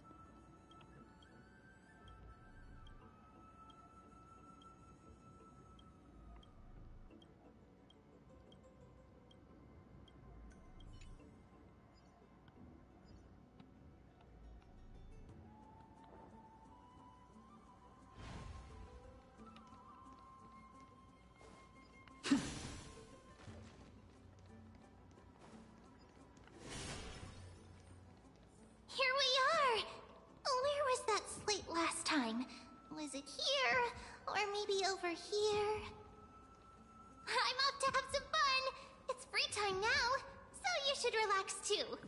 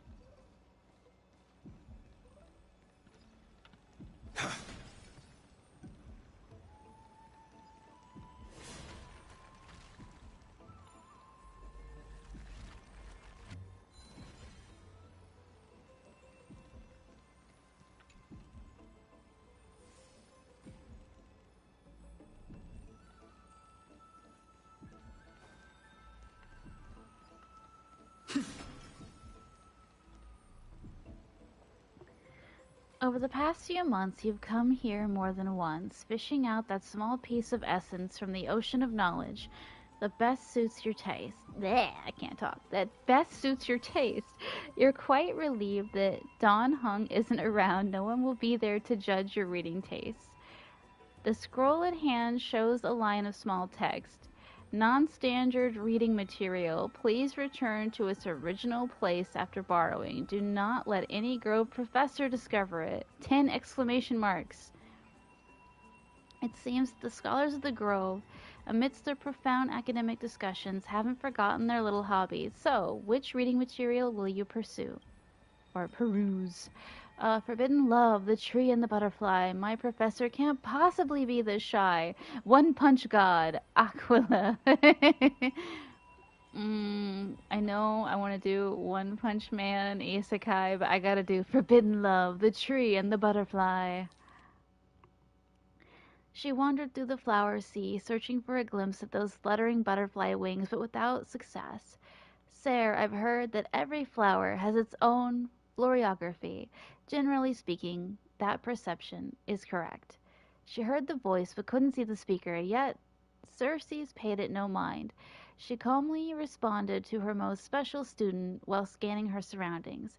What is your florography? I'm afraid I'm not a flower, but a tree. Evidently, this answer failed to satisfy the other party. A sound mingled with dissatisfaction and disappointment reached her ears, prompting her to add another remark. Well, if we're just speaking metaphorically, I suppose it would be intelligence. However, her objective was nearly accomplished. It should be around here somewhere. Now she just needed to find some bait to draw her out. Intellectual, yet also romantic? Perhaps. It's because I hibernate? You see, in my long dreams, I've made promises to countless lovers. Really? The butterfly-winged girl suddenly rose from the thicket before Circe, startling her slightly. After all, this moment, the distance between them was virtually non-existent. Oh my god, I can't talk. After all, at this moment, the distance between them was virtually non-existent. Gazing directly at Nestia's face, allowing the light reflecting from her lips to pass to her eyes, a hint of crimson flashed across Circe's face, almost imperceptible to onlookers. Of course, her composure wavered for only a moment. Then Circes wrapped her arms around the girl's waist and, as if pulling up a radish from the ground, gently lifted her from the flower thicket. Of course not. Caught you now. Placing her on the ground, the giant tree's incarnation gently stroked the butterfly's wings with the edges of her leaves, confirming the other's normal state before slowly withdrawing. So, now will you tell me? Why have you been avoiding me? Would you two please refrain from frolicking in my Antilla garden? A cold voice unseasonably interrupted their thoughts. Indeed, for the garden's master, the incarnation of death, such lively atmosphere was truly something akin to a natural enemy. Sorry, we'll leave at once. Thank you for listening to my troubles, Madame Thanatos. Sire, let's return to the grove. Sorry, then, for troubling you. Honestly, you two are, alas, but Circes. You must be aware by now, right? Oh, it says, sorry, Than. Oh my god, stop with the nicknames. It's driving me nuts. A bitter sensation spread in her mouth. Oh my god, words! A bitter sensation spread in her mouth once more. Circes remained silent, merely nodding as she bid farewell to her old friend. On the way back to the grove, Nestia remained completely silent. After one unsuccessful attempt to question her, Circe struggled to find another opportunity to speak and simply focused on the path ahead. Voices of gossip reached them, causing irritation. A genius, so what? She's just like so terrifying. A stern figure approached rapidly. It was Blank, the source of the irritation. Nestia offered Circe a smile, then turned and walked away.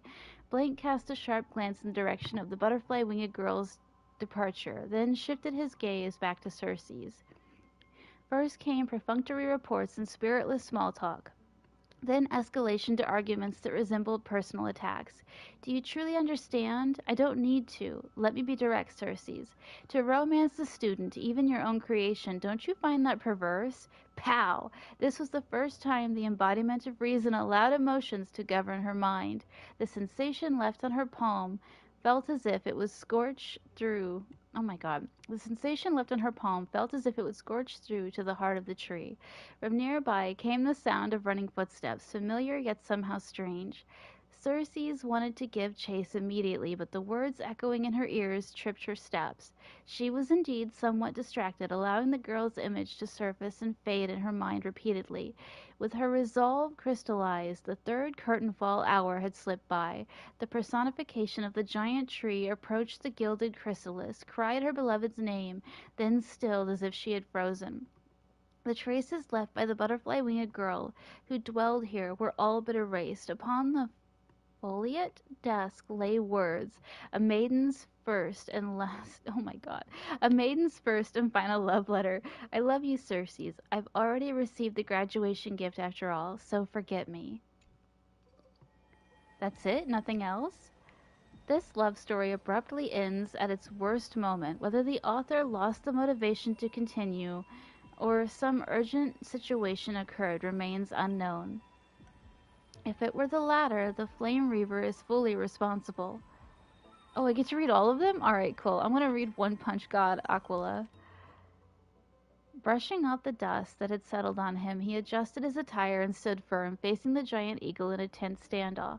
Heh, so you think you're something special just because you defeated the silent Georios? Mortal, heed my advice. The God King remained silent, gazing into Aquila's 1,000 eyes. Slowly he raised his right arm, 4 fingers pressed together, and with a simple motion, he lightly waved at the colossal being before him. Arrogant fool, you will pay the price for your insolence. Aquila's fury erupted. Their towering form radiated intense heat. In an instant, their massive wings vibrated at an imperceptible speed. 1,000 razor-sharp feathers shot forth like swords, hurtling straight toward the God King. As everyone knows, the feathers of the Sky Titan can pierce through iron and steel, let alone mortal flesh. Their sheer destiny left no room to evade. The violent storm of lethal blades closed in, and time itself seemed to freeze. Aquila enhanced their reflexes, predicting the movements of this arrogant little thief before them.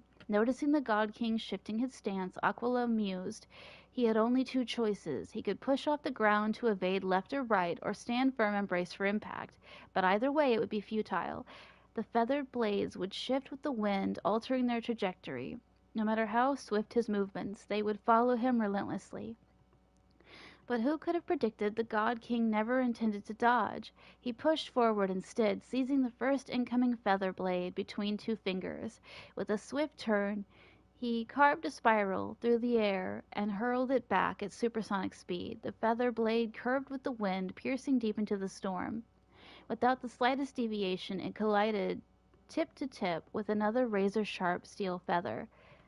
Ding! The deflected feather veered to the sides upon impact, colliding with others and further altering their trajectory.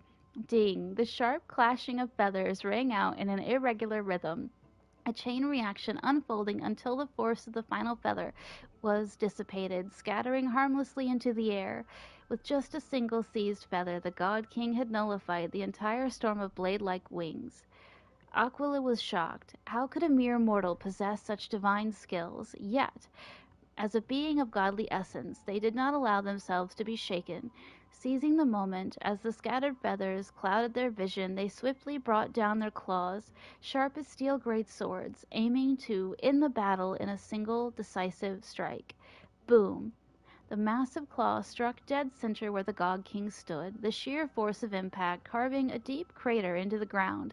No, something felt off. Aquila's mind raced. This sensation was strange. Had it missed, or... They focused their gaze only to witness the impossible.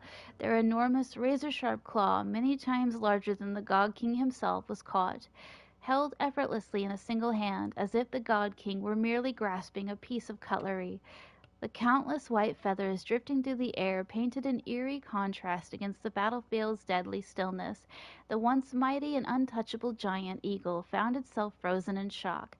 For the first time in 1,000 years, muttering in disbelief, they said, "Impossible! Even Georios, when fighting me, could do nothing but evade beneath my iron claws, yet you, what in the world are you? Haven't you already figured out the answer? A mere mortal, nothing more. You cocky little..." Aquila attempted to retract their claw, but under the God King's grip it was as if frozen in time, completely immobile. Their expression darkened. Seeing this, the God King seemed to smile. He clenched the fingers of his free hand, and then, at a speed even the Titan's vision could not perceive, with full force he swung his fist. Boom! In an instant the divine body shattered. A tidal wave of force shook the heavens, sending tremors through the divine steel-forged walls, cracking them in multiple places. The sacred temple teetered on the brink of collapse. From this moment on, the celestial realm would exist no more. The people of Emphorius would no longer endure the tyranny of the heavens, and all of this was made possible by the God King's mighty blow. No, by a single punch. The distant Titan gods sensed the fall of their comrade and erupted into furious howls. Was there no one who could stop him? How could his advance ever be shaken? What they did not realize was that even one as mighty as the God King was still bound by the desires of mortals. Just as before the battle began, he once again adjusted his attire. "Congratulations, you have reached your end, Aquila. You are strong, strong enough to be worthy of the name Sky Titan." He ignored the crumbling stone walls behind him and strode towards the temple's exit. His steps were steady, yet the disappointment on his face was unmistakable. "But your only flaw was failing to make this satisfying for me." Next episode, Battling Nikador. Next issue on hiatus. Invigorating literature, your favorite. This article leaves you feeling empowered, as if you were the author's one-punch god incarnate. Sky Titan Aquila? Heh, that's nothing. My professor can't possibly be this shy. Sorry I'm late. I used the power of a cognos bloom to climb over the vines, rushing to the classroom and nervously pulling open the door, only to make eye contact with the person I had an appointment with.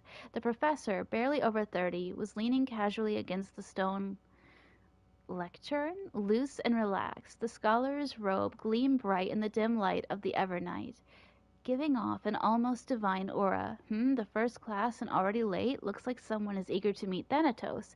In other words, this was our first one-on-one lesson, and I just totally blew it from the start. Probably even Circes would have felt embarrassed looking at such a sorry scene. Luckily, I had already come up with a plan. "Sorry, Professor, I'll do anything to make it up to you." "Anything? Well, please, I hope you'll be lenient." At those words, the professor's face broke into a charming smile. Then I want you to teach me. Wait, Professor. I want you to break down the points in this paper, word by word, and explain them to me slowly. Although there was no mirror here, I could guess my face had turned red from the sudden and direct request. But Professor, I'm still just a student intern. Isn't it a bit too early for me to do something like this? I finally worked up the courage to say it. Do you want me to waste the lesson I prepared? You fool. At least wait until after class. If that's what you'd prefer, that's fine. But don't forget, I still haven't forgiven you. So, what should we study first and why? Why don't we pursue Academic Journal? I think they recently published a paper on the patterns of natural numbers. Sounds good. Come on, let's have a look. The research paper was immensely valuable, but I couldn't even grasp the basic arguments as I was too deeply engrossed in the professor's sharp gaze. He looked so rational when he was immersed in numbers, nothing less than I'd expect from the professor I cherished so much. After that, we experienced an enriching lesson. We wandered through the classical literature exhibition, eagerly absorbing the newly compiled Titan Faith studies. Finally, we lingered in the dreams woven by the latest works of the school, so much so that we completely forgot. Erythrochromism? Sure. The bell signaling the curtain fall hour rang, and we looked at each other. Class was over. More than once I had resented time for its seemingly linear flow, yet I remained powerless to interfere with it. The professor looked at me and paused for a moment, as if making some kind of decision, then muttered, "Take out your paper. I'll help you revise it." "Really? You mean it?" "Yes, you are a student I take great pride in. I've been considering this for some time. Professor, let me understand your thoughts, your research, your everything." No further words were needed. Two seekers of knowledge, driven by instinct, began their deep exploration of ideas.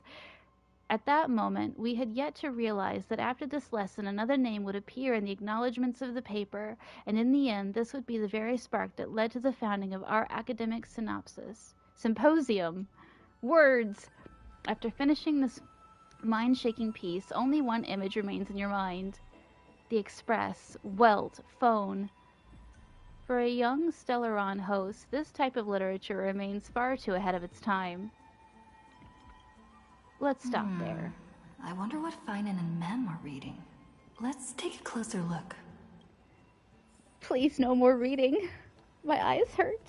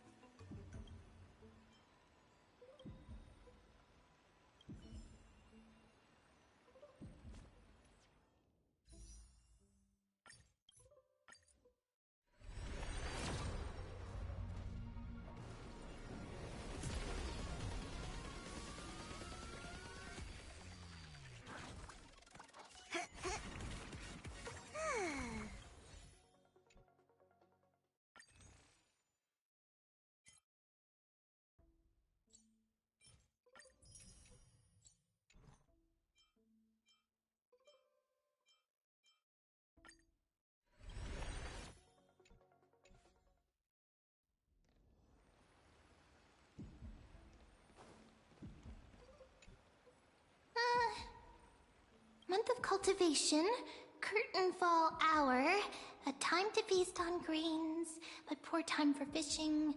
Oh, but then again, are there even any spots left to fish in Emporius these days? What are you looking at? Are you into fishing? Superstitions. Don't buy into them. You scared me! Bursting into someone's world like that can really catch them off guard. Well, no more jokes. There's nothing here. I'll go look elsewhere. Something's odd about Mem. What are they flipping through?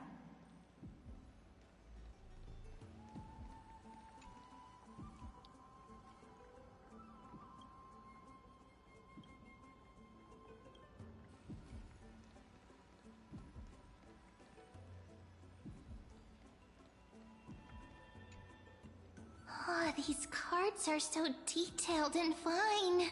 Ruler, Weaver, Traveler, Healer.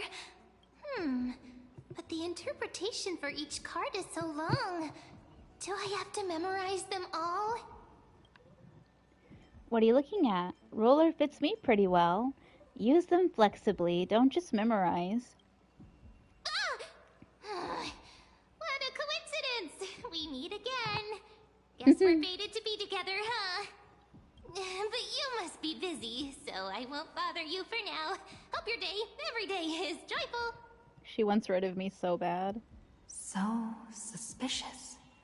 Not like their usual self.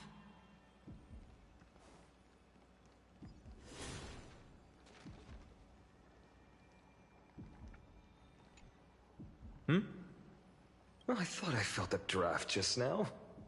Peeking isn't polite, my friend.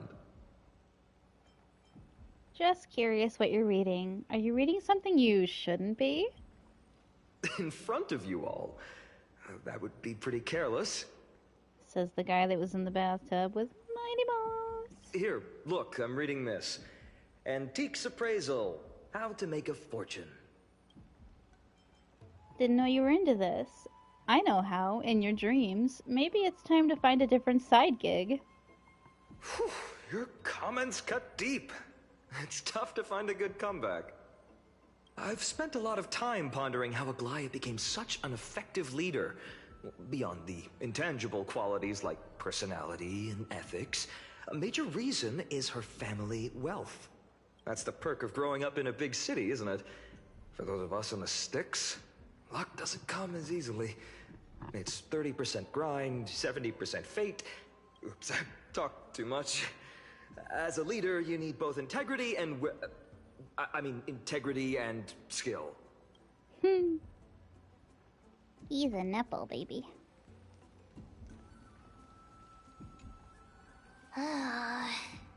You sure are persistent. All right. I'm totally helpless against your charm. Oh, she called me charming. What are you guys chatting about?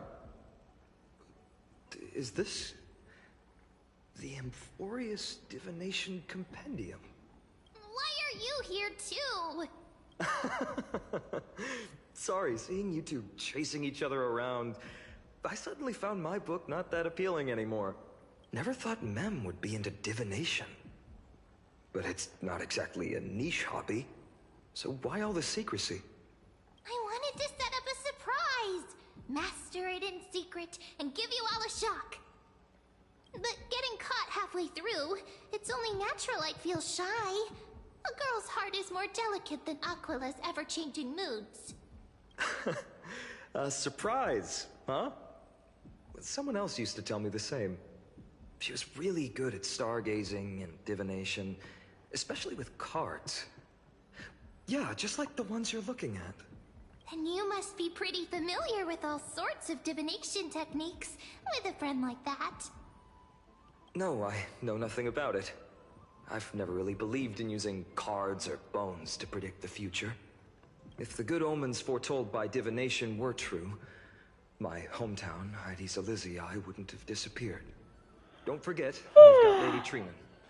Every other form of divination is just smoke and mirrors or cleverly rehearsed tricks compared to her flawless prophecies. A little faith in these things isn't bad sometimes. It should be approached with a critical eye. To me, divination could be a power that guides our spirits. Fate always casts a shadow in front of us, clouding our view of the future. That's why people turn to divination. It's just to find a small reason to give them courage to face the unknown. You've really thought about this, haven't you? What if divination predicts something bad? After all, the first chapter of the Divination Compendium discusses the significance of divination. I'm just expanding on that a bit. Strange. That person I knew used to say similar things. Looking back, whenever she interpreted a card for me, I couldn't help but feel uneasy. Even though I never believed in the outcomes. Maybe it was her tone. Cyrene. She could paint a complete fantasy so vividly, it utterly captivated me as a child. Right, I still carry a card she once used. Do you want to see it? Oh, wow! It's so exquisite! I'd love to have a card like that. Those myths up to the task? Then gotta craft a Mem-specific deck. Oh, now that you mention it, yes. It would be even better if it were made of, say, crystal. Speaking of which, partner, there's something I haven't shared with you all. Remember our first trip to the Temple of the Three Fates? The riddle that Orynyx posed to us?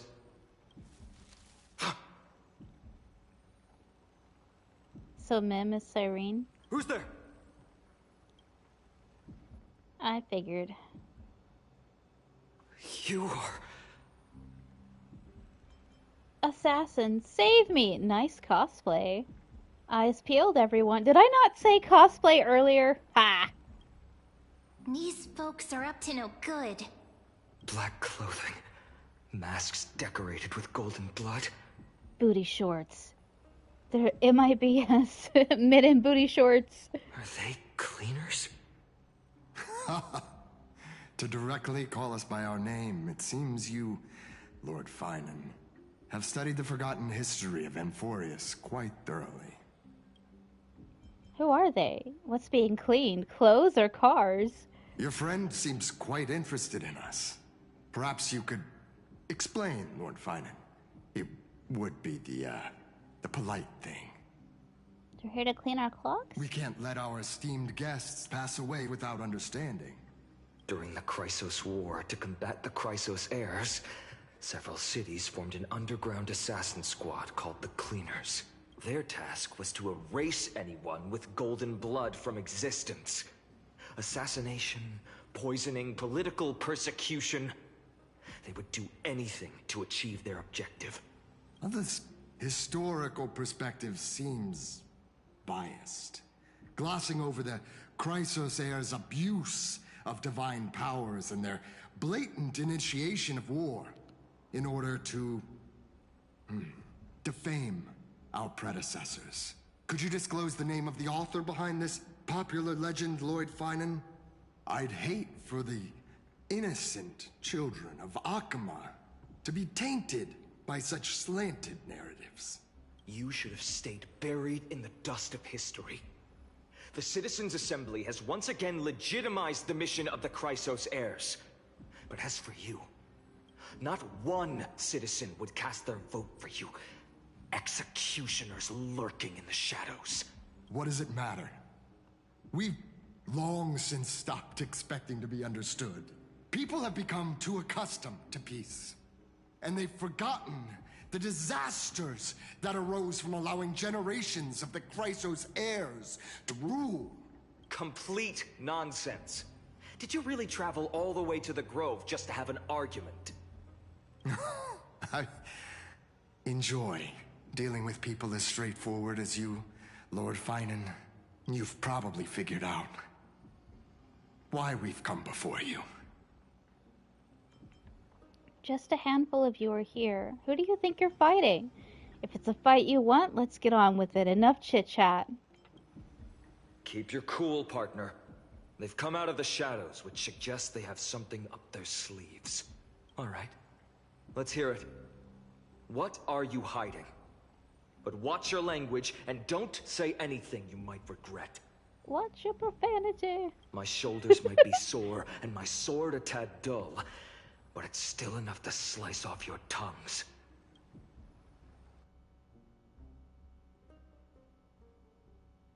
How's it going, Cinny? This place fits, doesn't it? It's a bit small, but the lighting is perfect. Thank you, Lady Treeby. No. With this, the Twilight Courtyard can be reborn in Akama. I want the little pony. Do you like it here too, little Ika? Oh my god, I want it even more now. It's so bright here. Maybe you should rename it? How about Luminous Courtyard? Lady Treeby makes a good point. But Twilight Courtyard carries the long history of the descendants of the sky, and I'd like it to continue. Right. How does the legend go again? Even Lady Treby forgets things. We just haven't prepared lessons in a while now, so we're a bit rusty. Just give us some time and we'll remember. Ah! Now we remember. Kremnos and the Firmament, Volume 3, Section 5.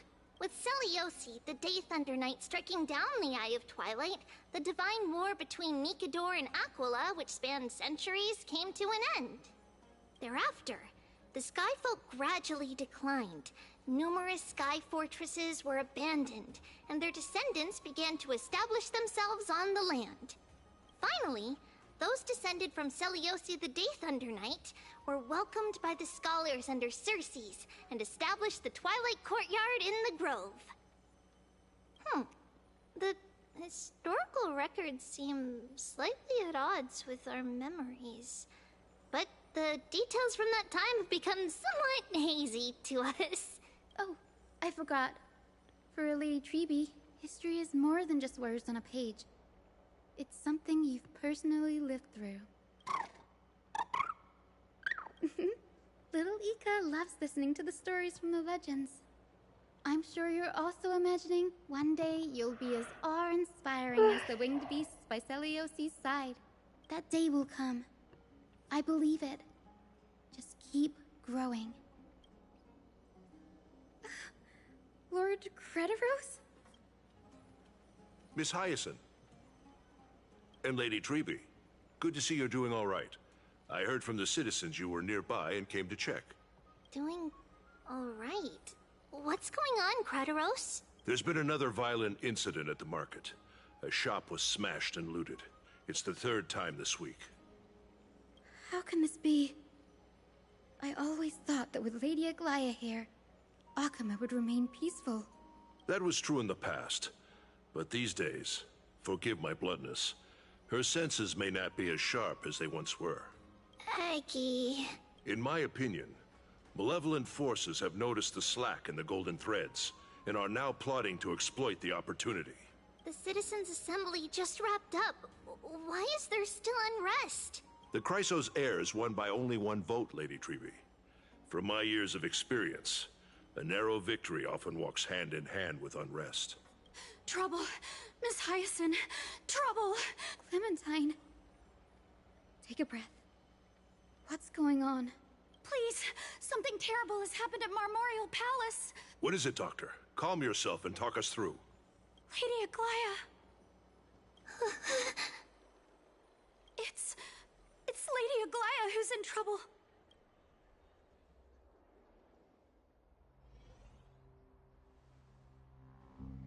Moments ago in Marmorial Palace.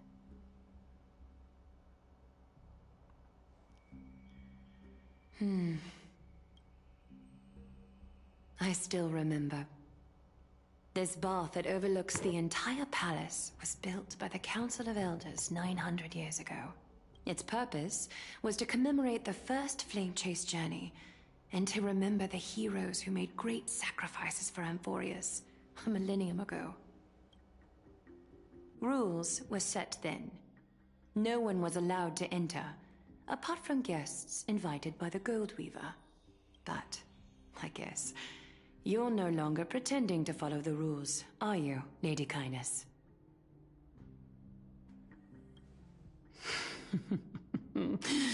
Aglaya, you ageless witch, hiding behind a divine facade to deceive mortals. We've been far too kind with you. Kind? There's no need to use such a word to cover up your incompetence. Anaxagoras humiliated all of you before the citizens. If you still had any shred of shame, you'd throw yourselves from Dawn Cloud at the curtainfall hour to salvage the last fragments of your dignity. Demigod, Why not gaze into the water's reflection and see the wretched face you wear now? These days you're not only blind, but also deaf. The cleaners were born for this moment. When all orders, rules, and laws fail to restrain you, it's time for the dagger to pass judgment. If you're in such a hurry, give it a try.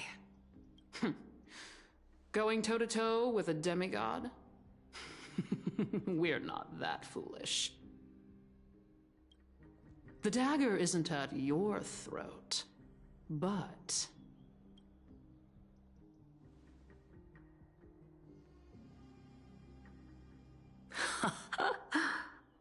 Your gravest accusation is that my humanity is fading. And you claim my concern for mortal joys and sorrows is nothing but a facade. If that accusation holds, what makes you think the lives of these civilians will sway me in the slightest? Fine. I'll gladly use a few more words to shatter that demigod facade of yours. Like I said, you're not only blind, but deaf too. Lately, your control over Akuma has weakened. You failed to notice the thefts we arranged in the market, nor did you catch wind of the meetings happening in the Droma's workshop. Plots are unfolding right under your nose, yet you remain indifferent. Humanity? Fading? Aglaya, why not use your precious golden thread to peer into my thoughts? See if the gift we've so meticulously prepared for you can move that cold demigod heart of yours.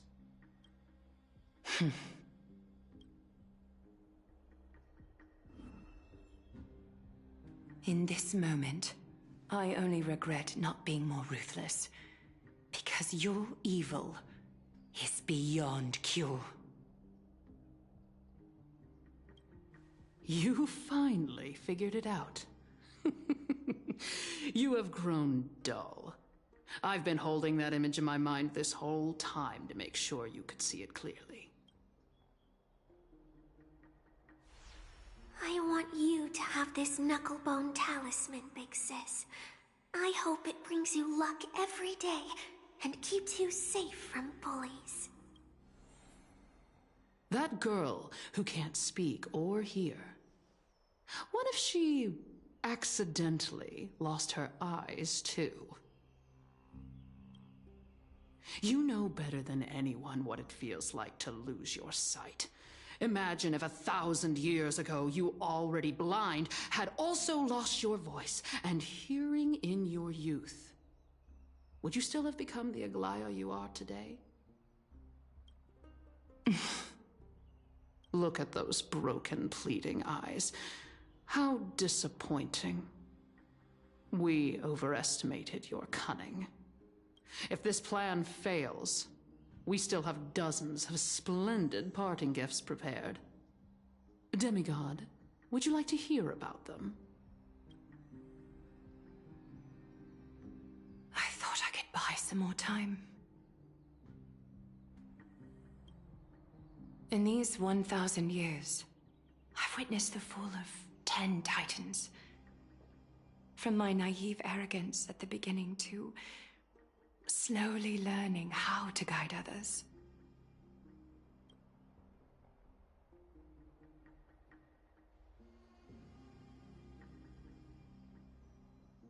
Now, it's time to let go. I should be grateful. Grateful that I've reached this moment. To let my departure become a path for others to follow. Have I done enough? If I embrace that prophecy now, and sink into the warmth of these waters,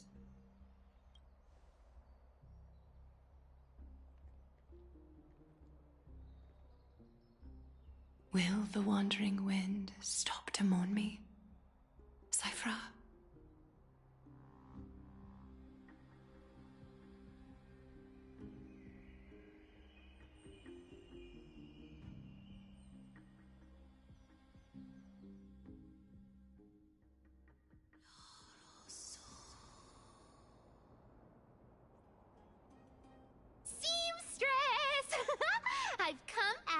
honest. Look at this box full of gold and silver treasures! I bet there's stuff here you've never seen. Come on! As we agreed, I want to buy the most valuable clothes you have. Little thief! You've got some nerve, barging into my shop dressed in those tattered rags. What have you brought? Let me see. Here, take a look. Only the finest goods. See the sapphire? It's even more blue than Fagusa's eyes. Such exquisite luster. I've only seen an ocean's tier of this quality in my mother's treasury. Wait. You've seen one before. And here I thought I'd leave you speechless. What a letdown. It's just an old memory. My family estate all burned to ashes long ago. This workshop is what I built from scratch. Wow! A daughter rebuilding her family business. How admirable. Enough with the jokes. At least you did get to enjoy those luxuries. Mind your manners, kitty. Tell me, Cyphra, where did you come from? And how did you acquire these treasures? I won them fair and square in a bet. What? Do you doubt me? Speak up, seamstress. Give me a straight answer. Do you want these or not? Strange. You're clearly lying to my face, but my golden thread doesn't tremble at all. That's because I'm not lying. I've been telling the truth from the start. Is that so? The scars and the mud stains on your face tell another story. Oh, come on. Can't we just do business without all this chatter? Don't worry. I didn't leave any evidence, so no one will bother you. How can I trust a word you say when you're so skilled at lying? Dealing with you rich people is such a pain. Always wasting my time. Fine, if you don't want it. There are plenty of others who do. Hold on. Your treasure? I'll accept it. But these alone aren't enough to purchase the Gold Weaver's finest clothes. That said, I do have something that would suit you perfectly. Oh. What do you have in mind? Look. Come a bit closer. Oh, it's shimmering gold. Absolutely stunning. These golden boots are the Gold Weaver's greatest treasures. Though not as valuable as the most precious gowns, they hold a magical power. Legend has it that Zagreus blessed these boots, allowing anyone who wears them to move swiftly and silently. Put them on, Cyphra. And don't get caught again. A face as lovely as yours deserves better protection. You rich folks just love sticking your noses in everything, don't you? Well, I'm taking these now, so don't get any second thoughts.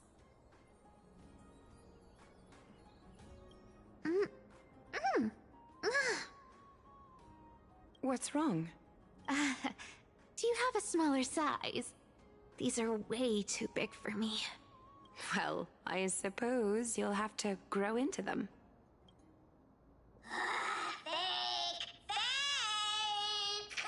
Do you have to interrupt me in the middle of my story?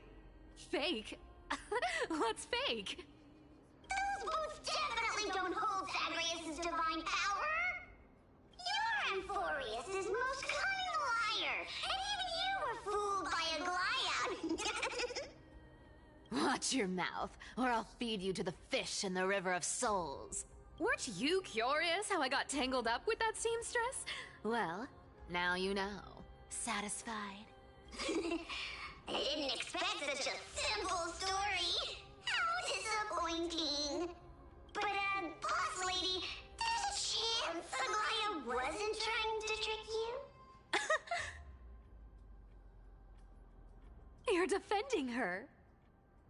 No. I just think the story's so moving, it'd be a shame to ruin it with a lie. If I could cry, I'd be in tears right now. Good thing you've still got a sharp tongue, or you'd have been stuck guarding someone's front door ages ago. Enough chit-chat. Let's take a look at this place. The city of Styxia. Look how beautiful she is! Let me take a good sniff of this air.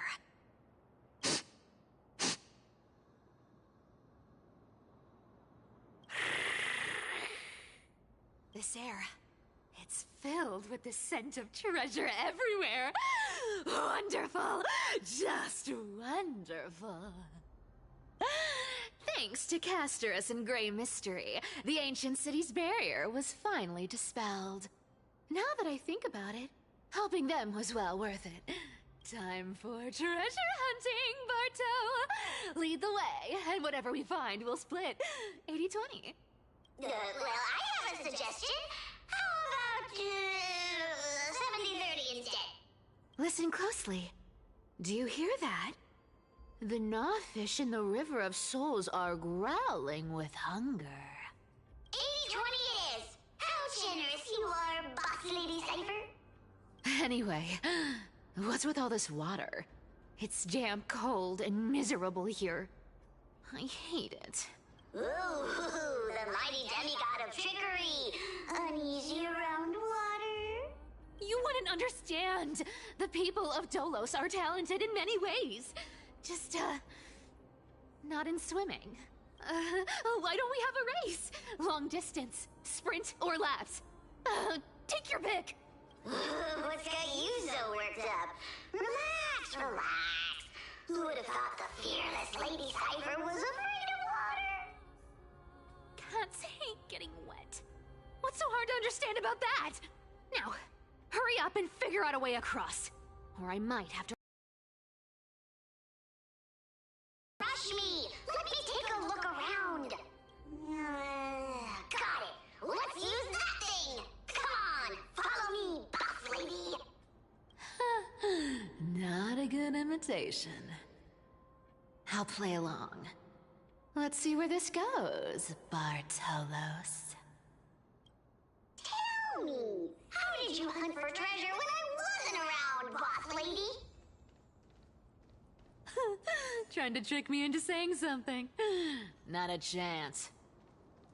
You're as sharp as ever.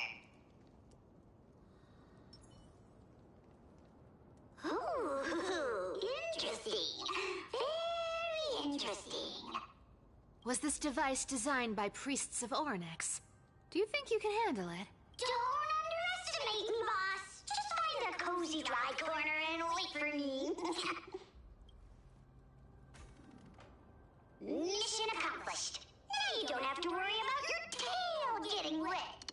Not bad, but just a warning. If this thing fails while we're halfway through the water... Don't worry, trust me. For that sweet 20% cut of the loot, I'll make sure you're taken care of.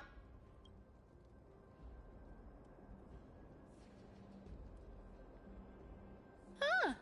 This feels truly magical. When did you pick up this trick? Self-taught. All self-taught.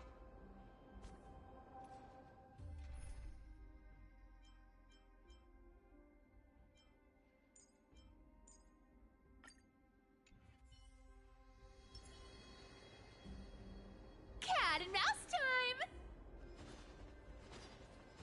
Ah!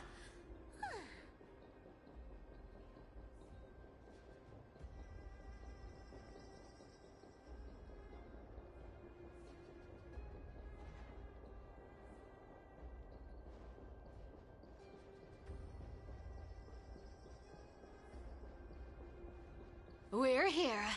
Can we turn off this spotlight now? It's really blinding. No problem. Just use the device over there to shut it off.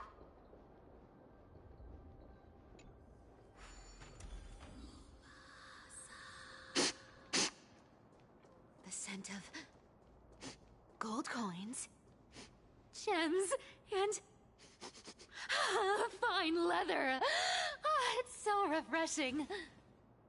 The treasures in this ancient city are all floating back up thanks to Gray Mystery and that, pink squirrel.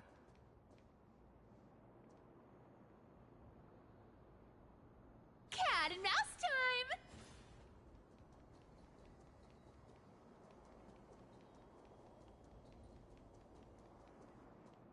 Yes. Right here. What are you waiting for? Start digging. Roger that! Watch me!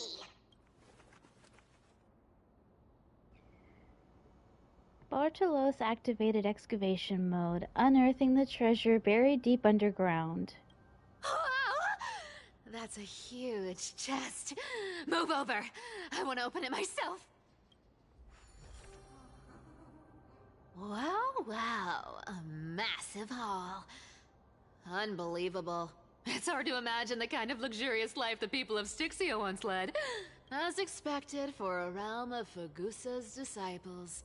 This entire chest is filled with ornaments made from ocean's tears. Here, take this. See if it suits you. Ooh, thanks for the gift, boss. Much appreciated. Look at the clarity of this purple crystal. It matches my skin tone perfectly. Oh, safer. You truly have the most refined taste of all thieves and Amphorius. Let me try this on. Where is my treasure? How long have we known each other? I can't believe you still fall for this. This is... How could I have forgotten about this? I'll believe it as true, and a lie becomes reality. What a convenient ability. The demigod of trickery's divine gift. Far more practical than any golden thread or teleporter. All right, enough fooling around. Here's the real thing. Lead the way. Cipher rules! I've already pinpointed the next trove of treasure! Starting navigation. Boss lady, we're set to make a fortune this time! Got any plans on how to spend it? Of course. Spend nothing. Have you forgotten my silly prophecy? I remember, of course. Whoa! Isn't that like... Uh-huh. Once activated, this thing makes a racket that can be heard for miles. It's just too stupid. Seriously, what was the Titan thinking when they came up with this thing? Hey! If you don't want the trickery to be exposed, you'd better start by keeping your mouth shut. What do you say? Boss lady, you're absolutely right. I'll be careful with my words. Ah! This thing's way too loud when it's on. Let's not stir up more trouble, okay?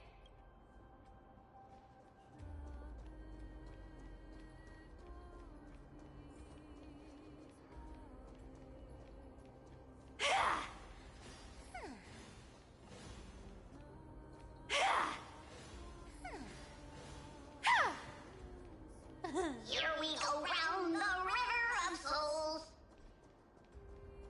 Spirit thief goes, spirit thief goes.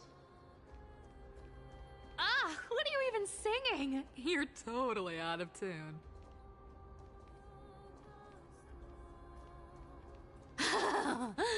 There's a big guy guarding this place.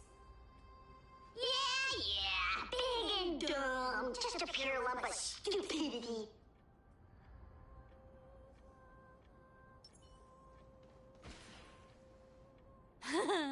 Look at its face. Oh my, how could something be so ugly? Yeah, so ugly. Ugly enough to make even me, a little imp without a digestive system, feel nauseous. If that ugly brute messes up my face, even the stoic Talantin might end up shedding a tear. Indeed, that would be heartbreaking. Clearly running away is the sensible choice. So, how about you take the front? I'll attack from the side. Right. Fleeing fits a rogue nature. Huh?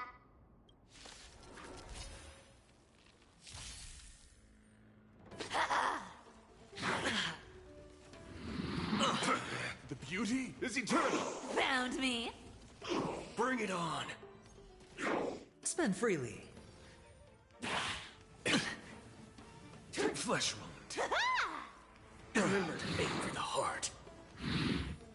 Wretched and fleeting. You can't run. It's on me. I will protect all beauty. No dirty watch your head. Bust. Or maybe I'll take it all. No dirty tricks, all right? The beauty is eternal. Found me. I will protect all beauty. Spend freely. With enough believers, lies become reality. Gotcha. Wretched and fleeting. You can't run. Such an ugly and useless creature, taken down with just a couple of hits. How boring. Hey, Bartolos, are you still alive? Give us a squeak if you are. Squeak! Look at you, all shaken up. Can't handle even this bit of action. It should be safe here now. Get to work. Aye, boss lady Cypher. Bartolos activated excavation mode, unearthing the treasure buried deep underground. It doesn't smell like anything valuable this time. Since we've already dug it up, let's open it and see. Huh. Is this?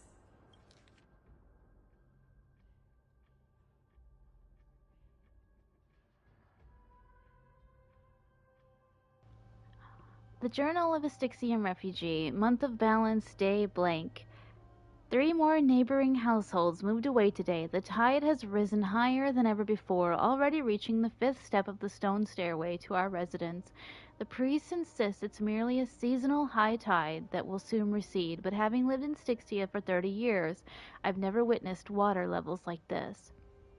Leandro from the harbor went fishing 3 days ago and reported that the seawater had become unusually turbid, appearing as if mixed with ink. Beneath the surface, he glimpsed strange shadows, not human in form, yet possessing distinct outlines. After returning, he developed a high fever and has remained bedridden since. Month of balance, day blank, the city's feasts have grown increasingly frenzied. Grand celebrations that once occurred only during the month of joy now happen almost daily. At the Andros family's banquet last night, I witnessed 2 normally well-mannered women treading grapes barefoot, emitting strange laughter, and then directly drinking the dirt-laden juice. They claim to be mimicking Fagusa's ritual ceremonies, though I've never heard of such an absurd form of worship. Prices at the market have risen by 30%. The honey brew merchant reports that the brewing process has become exceptionally difficult lately. The yeast culture is mysteriously wrought. Only by distilling with seawater collected directly from the harbor can they produce proper wine. Fortunately, our Doris is clear-minded enough to advise us to minimize our consumption of the city's water and wine. Month of every day. Everday. Day blank. Last night, strange music emanated from the harbor. It wasn't produced by an instrument, but seemed to rise from the ocean depths. The low, haunting melody sounded as if it were telling an ancient tale, compelling people to approach the shore. Several neighbors' children sleepwalked to the dock last night. They claimed to have seen the goddess in the water performing and wanted to get closer. The priests have forbidden all forms of musical performances and deployed soldiers to patrol the docks. For some reason, I can't shake the feeling that they're acting from fear rather than a genuine desire to protect us. Month of Everyday, day blank. Today I met Nora, the cloth merchant, at the market. She revealed that the situation in her district was far more dire than what we had imagined. The spirit water pool in Fagusa's temple suddenly dried up 3 days ago, and despite their best efforts, the priests could not replenish it. More alarming still, strange cracks have appeared on the wall behind the deity statue, forming patterns or script that no one can decipher. Nora also shared a peculiar rumor. Some claim to have seen in their dreams a woman playing a lyre draped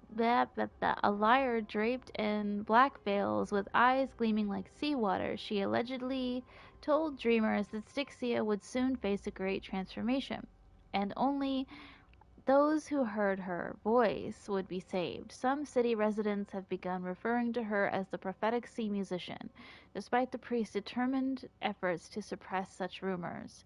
Month of Freedom, day blank. We finally decided to evacuate with our entire family.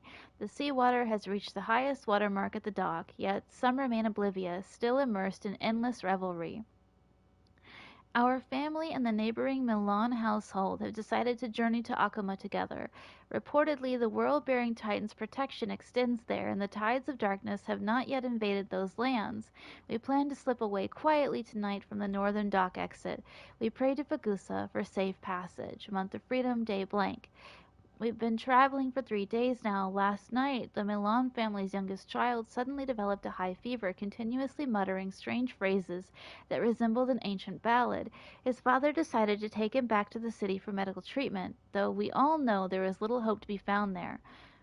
This morning, looking back at Styxia from the hillside, I was horrified to discover the entire city enveloped in a strange aura, with seawater shimmering within, with an unnatural blue radiance in the sunlight. From a distance, those magnificent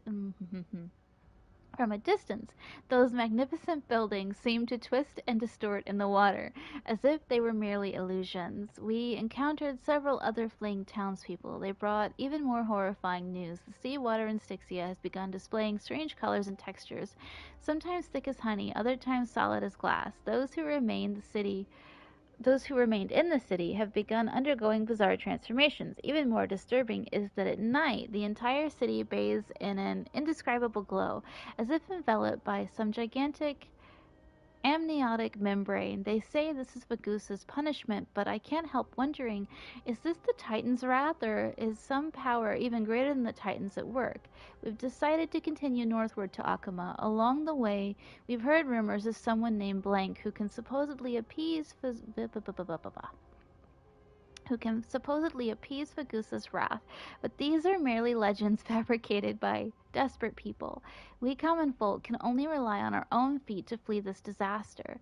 Tonight, after the children fell asleep, I secretly examined a small vial of seawater I brought from the city. It was the last drop collected from the spirit water pool in Fagusa's temple before we left. In the moonlight, it displayed a strange shimmer, as if something moves within it, unlike any ordinary water. By chance, I discovered that gently tapping the vial with my fingertip produces a peculiar sound, like distant lyre notes echoing. At that moment, I seemed to glimpse a mysterious woman standing upon the sea surface, sorrowfully playing a melody that no one could understand. I don't know if this was illusion or reality, but if such a being truly exists, one who can hear the sorrows of Styxians, then as we embark on this uncertain journey, please grant us a flicker of hope, even if it's merely a beautiful dream. Akuma is now within reach. Taking one final glance back at my homeland, the beautiful scenery of old is nowhere to be seen, only distorted masses of light and shadow undulating on the sea level, resembling foam heaped by waves before dawn, dissolving one by one to gradually reveal its cold and true nature. Ooh, this looks tragic. Do you think they made it to Akuma? Probably not. I've never seen or heard of anyone from Styxia and Akuma. At least Stolos still has me left. Guess this city wasn't so lucky. Huh. It does seem unfair, doesn't it? Just because they were born in the wrong place, they had to face such devastation. Meanwhile, those in Akuma, simply because they're supported by the world-bearing Titan, continue to survive. Yeah, the world just isn't fair, is it? Speaking of the world-bearing Titan, so once you used to be an apprentice at Kefali's priestly court? Huh. Did I? Yeah, you definitely told me, and I remember it clearly. Maybe it's been so long your memory's gotten a little fuzzy. Oh, right. I did tell you. It wasn't a big deal. I just snuck in with a bunch of mumbling priests and watched them do their spooky rituals around some glowing rock. Honestly, I was only interested in the wallets of the old grandpas on the council back then. Don't remember much else. It's been what, nearly 1,000 years? Oh, I see. But you in a priest robe? No, that's hard to picture. Who asked you to picture that? Besides, priest robes from 1,000 years ago were nothing like the ones today. Right. I didn't think about that. I was just curious if you ever overheard anything interesting from those priests. How ridiculous. Come on, let's head to the next spot.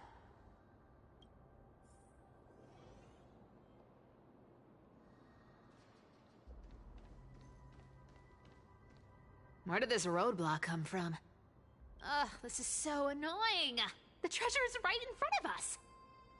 Oh dear, we're stuck here. But I have a plan. Should we call on that big, noisy, cumbersome hand of Xandrith? Never thought that thing would actually come in handy. All right. Do you want to handle it? Leave it to me, boss. I don't need a controller. After all, you know.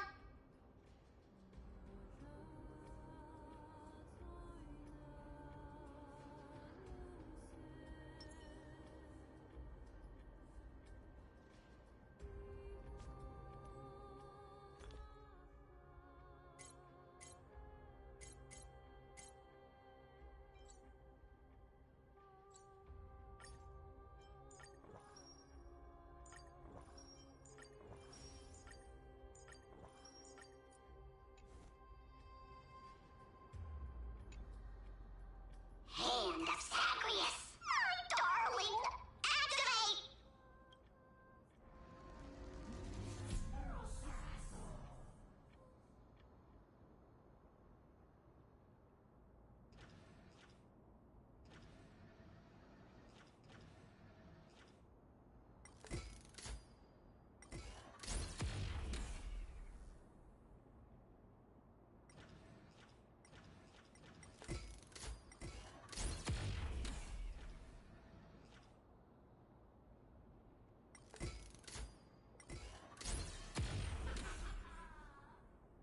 Looks like a charm.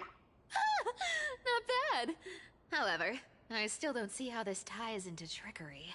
Let's go to the next trove. Hey, slow down! That question you asked me earlier. I think I just remembered something. What? What did I ask? You know, that question. The one you specifically asked me. Right after we dug up the second chest. Forgive me, boss lady, but have you been under a lot of stress lately? I didn't ask anything. You must have imagined it. Oh. Is that so? Maybe you're right. I have been a little on edge lately. I need to relax. All right, let's move on to the next treasure trove. Treasure, let's go!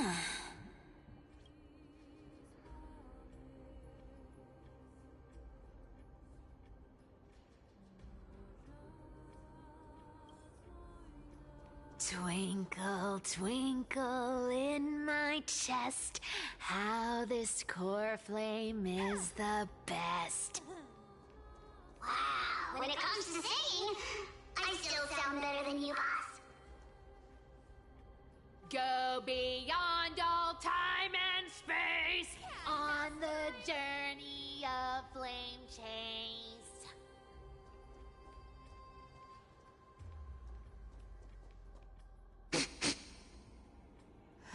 This scent feels like something incredible is buried here.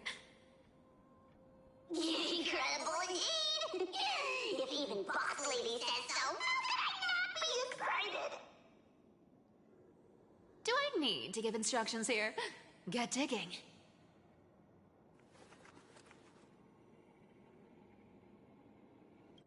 What? Oh, isn't this a golden scapegoat? Interesting.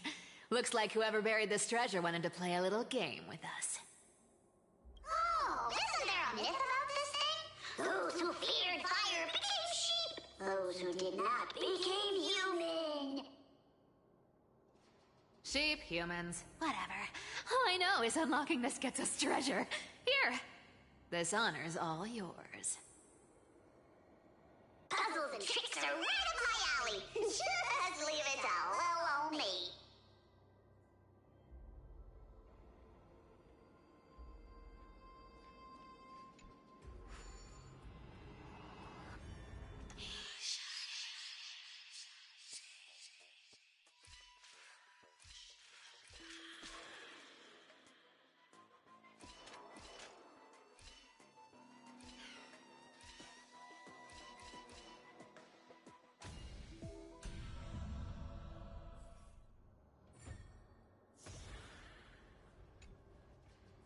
Told you.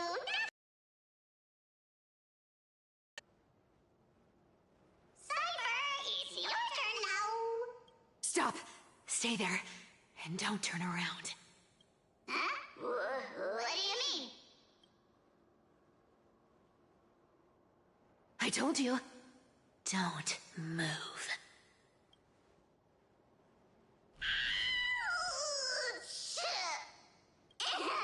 My poor old back. What are you doing? Shh, quiet. Don't say anything unnecessary. That seamstress. She's listening. What? Boss, do you mean? Stay put and keep quiet. I'll handle her. Whoa, whoa. Seamstress. Getting sneaky, aren't we? Did you think I wouldn't notice your little spies lurking around me? As time passes, I find myself leaning more and more on blind luck. With only the power of this little nymph. Naturally, I couldn't slip past your sharp eyes, Cyphera. Even if you could fully control Bartolos's mind, I would still be able to see through your disguise. Aglaya. What exactly are you after? I've told you before, you don't need me to succeed. Why don't you just let this go? I already made an exception and got involved with Castorus and Grey Mystery. Asking for more now. Isn't that pushing your luck a bit too far?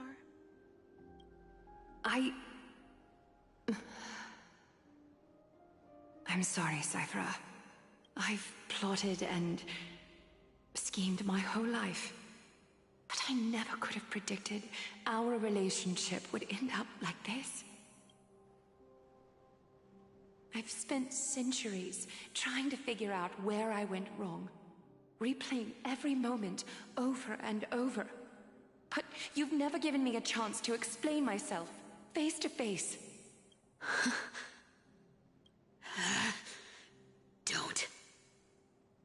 Don't talk to me like that.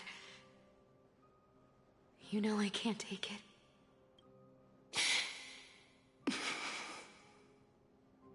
1,000 years ago, out of foolishness, I let my silence steal away the most beautiful sound I'd ever known.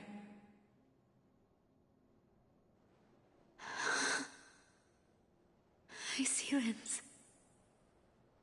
So this time, I must say this to you, even if it's all in vain.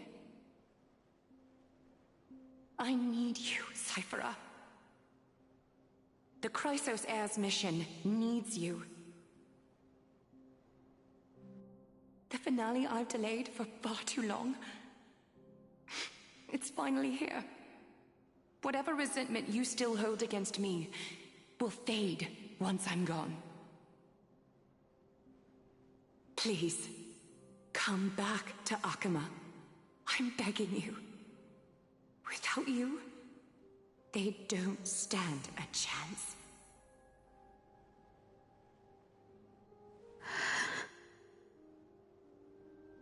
I'll think about it, seamstress. But stop watching me. Unless you want to lose me for good. Don't worry. As much as I'd love to hear your voice again, to see your face, it seems that chance will never come. Goodbye, Cyphera.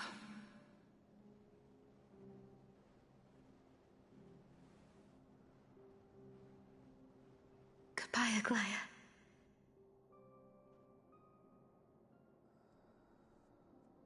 What a shame. I thought there'd be some real treasure under that goat's head.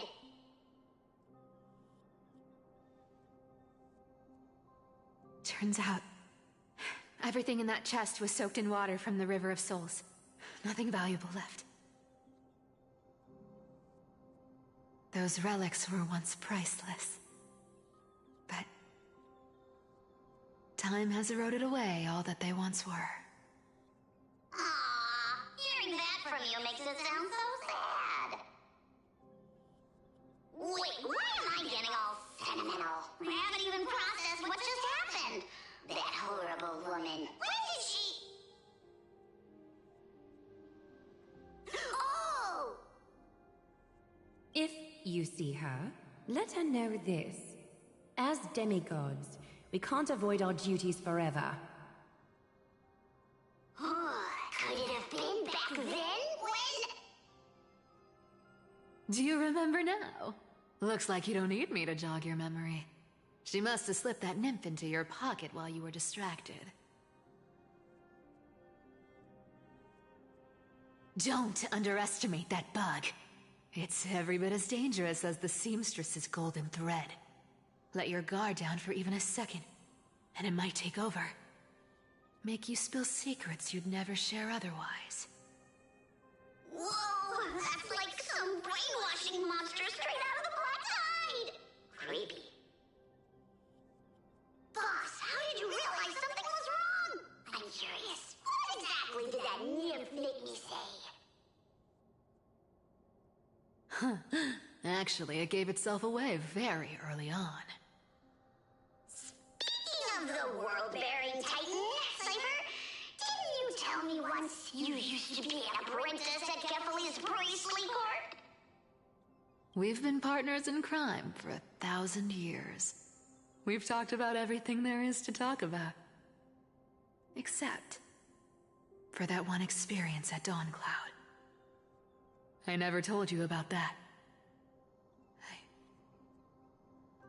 I absolutely wouldn't have shared that with anyone. But, boss lady, there's a chance Aglaya wasn't trying to trick you? And as far as I know, the embodiment of trickery despises that golden thread which forces people to speak the truth. You'd never defend Aglaya. Isn't that right, Zagreus?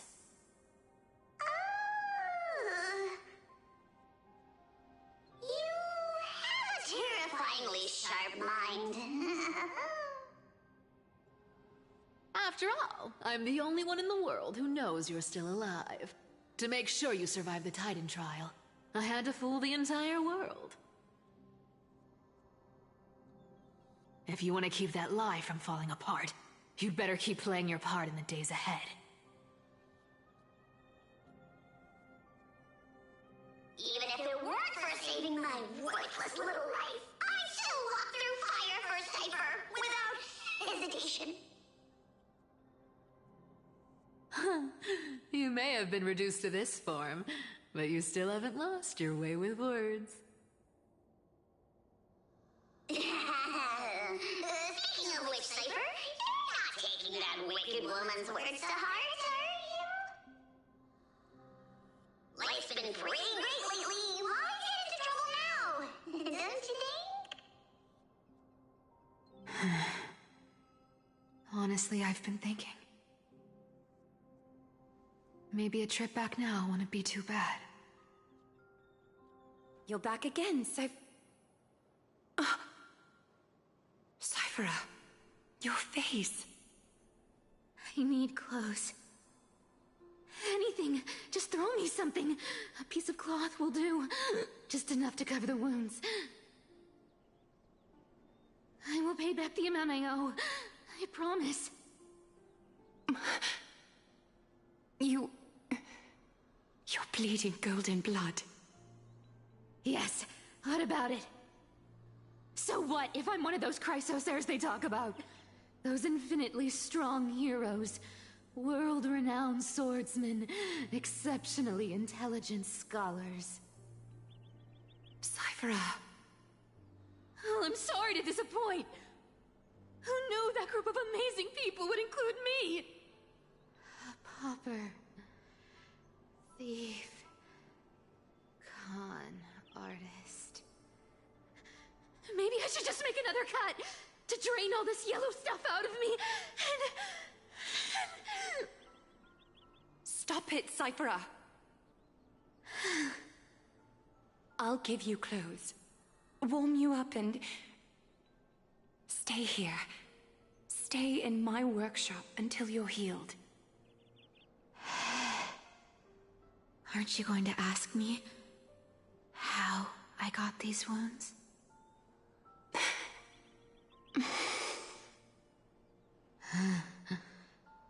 Right. What's the use? I'm so good at lying. Even your golden thread can be fooled. If you can't verify the truth, why bother asking at all? I don't need to ask. Nor do I need to use the golden thread. I know everything you do is for survival, at all costs. Stay here. You won't have to deal with the cold or go hungry again. Stay by my side, and you can start putting yourself back together. Aren't you worried I'll ruin this place's reputation? Or that I might sneak off with your precious clothes and sell them? I wouldn't have invited you if I were worried about those things. You're weird, seamstress. You know, they say a child who often lies remains a liar for life. I've tried not to become a liar, but honestly, it's just too hard. I'm close to giving up.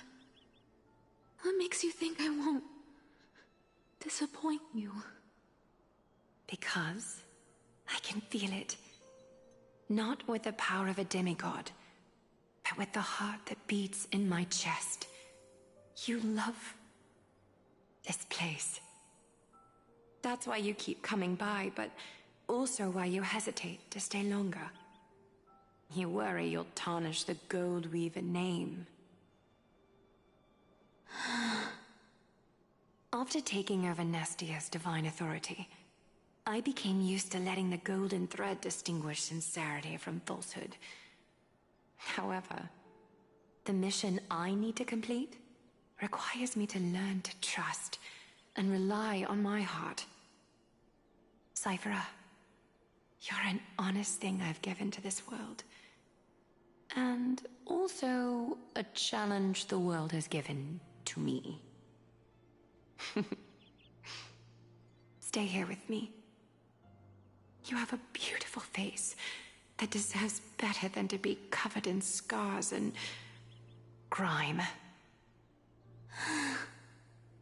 You've got a way of talking that's hard to follow. All right, let's make it a deal. You have 1 day to change your mind.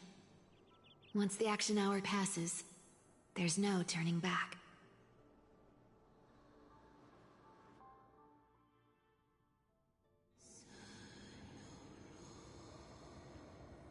folks in black are not responding to provocations, nor do they seem intent on fighting. What exactly are they waiting for? Pressure. Fear. Planting seeds of anxiety. It seems this is the strategy they've chosen. An organization that sees it as their mission to eradicate the Chrysos heirs. I've read some chilling accounts. Stories of the cleaners using alchemical arts to implant fragments of memories into their successors. And hatred live on. From what I know, these stories are true. The kindness we know today, strictly speaking, is the 27th kindness. Objectively, the rise of the cleaners was both inevitable and necessary. Yet, their ruthless and twisted methods earned them nothing but disdain and condemnation from history. And still they endure. An organization persisting through time, now working tirelessly to obstruct the flame chase. Are they truly so terrified of the Aranova the Chrysos heirs strive for? Even in these crumbling end times, there are always those who find ways to profit from the chaos. To ask the vested interests to abandon their status, wealth, and ambitions in this world for a distant ideal may be no easier than creating a miracle. I wonder where she is now. If they're targeting me, she definitely won't escape their notice either. I hope all is well.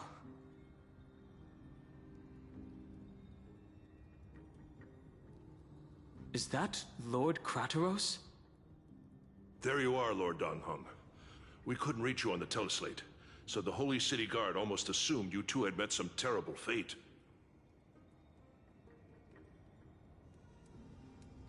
You pests crawling in the shadows, back off. Your plot ends here. You've played your hand. Run while you still can. It might be your only chance to survive. Stay away from Akama forever.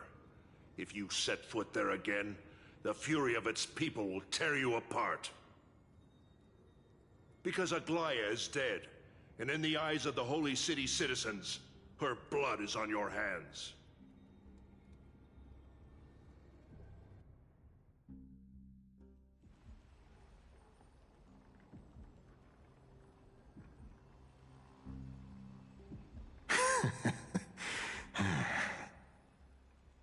Looks like she was wrong about you.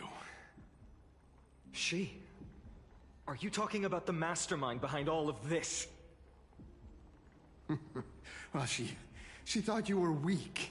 She believed that even when you were facing the evil that you claimed to oppose, you'd hesitate to strike. Misinterpreting mercy for weakness shows how arrogant and foolish your master is. They're still alive. With proper care, they'll pull through in a few days.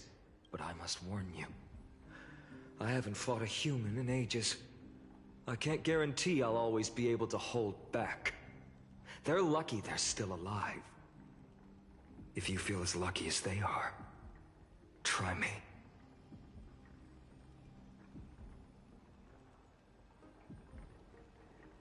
Bro, you sound so cool. Bro, you sound kind of scary. Are you feeling lucky, punk? Make my day. Finon is seriously upset. Get out of here. Don't show your face around us again. If your master wants to stop the flame chase journey, she'd better bring an army that makes Kremnos at its peak look like child's play. I've said it more than once, Lord Finon. We're not here to start a fight. We came only to ensure you weren't anywhere else. While you were unaware, we already accomplished our mission. To buy time. So, Lord Finan, until next time.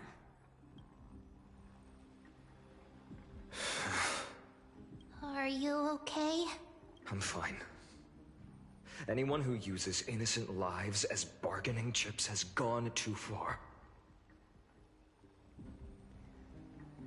But they were after the Chrysos heirs. Do they think they have a chance? Probably a desperate gamble. I guess the opposition within the Council of Elders is still desperately fighting to obstruct the Flame Chase journey. If the conspiracy is exposed, they'll be hunted down in the Holy City like rats with nowhere to run, no matter where they hide. My teleslate.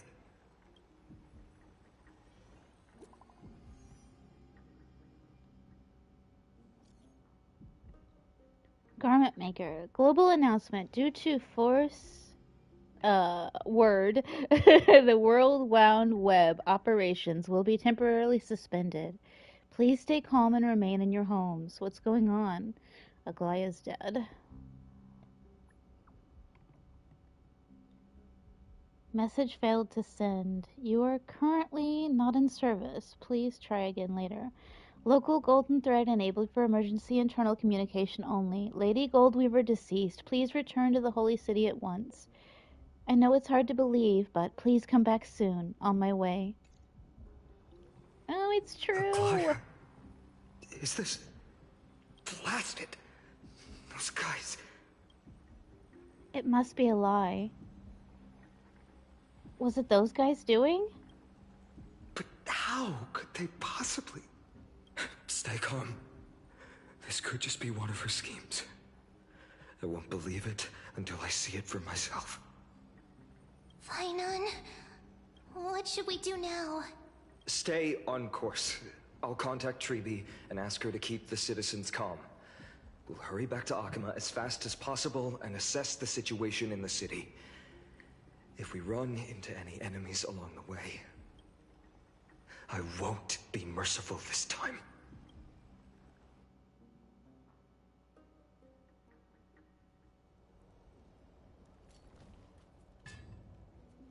Cartonis?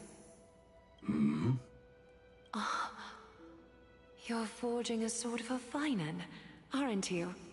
I haven't seen you wield the hammer in so long. I couldn't help but be entranced by the sight. You, Aglaya. In this form, you come to me. It means... That's right. At this moment, my physical form is already shattered. My journey as a human in this world has come to an end. It's time to fulfill our pact. Of course. The pact I haven't forgotten. The thing I entrusted to you, do you still have it? Far too plain this vessel is. Not worthy of you. Do you still insist? I insist. Over the past 1,000 years, every piece of fabric I've worked with has been tainted by my cold divinity. It's made me hate their colors, texture, and scent. This ornament stands apart. It was a gift from a child. She was pure and kind. I often wished my childhood could have been like hers. How to say goodbye to everyone? Have you already planned? I'm afraid there's no such detailed plan at this time. I deeply regret not being able to say farewell to them, one by one. The moment has come. My departure will give them one less thing to worry about. This parting gift should help ease the regret of such a sudden goodbye. Invented for the Titans, Kremnos' soul-forging technology was. Though divinity it retains, filtered out, the remnants of humanity will be. Is that what you want, Aglaya? You've confirmed this with me repeatedly. Yes, Cartonis. I need you to do this for me. Condense my divinity into this ornament. It might still be useful in the future to help them complete their mission.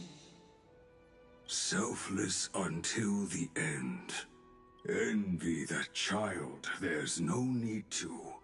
Already lived a grand life your humanity has. Your praise puts my heart at ease, Grand Craftsman. Now, please, take me through the lost tempering that fate has to offer.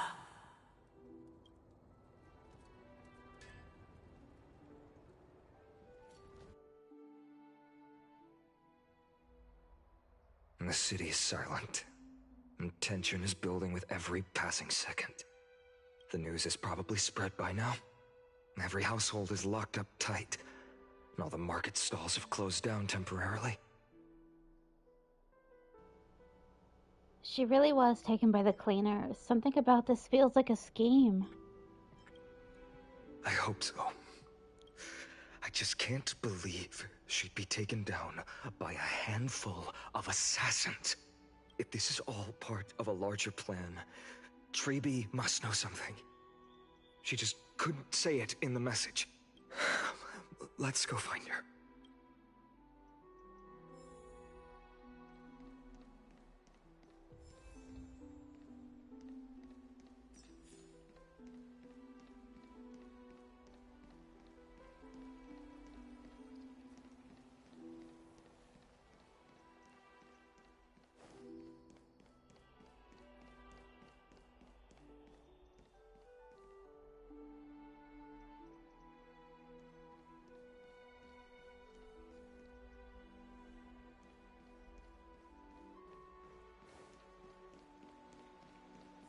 Dunhung came back before us. Well, maybe he's heard something.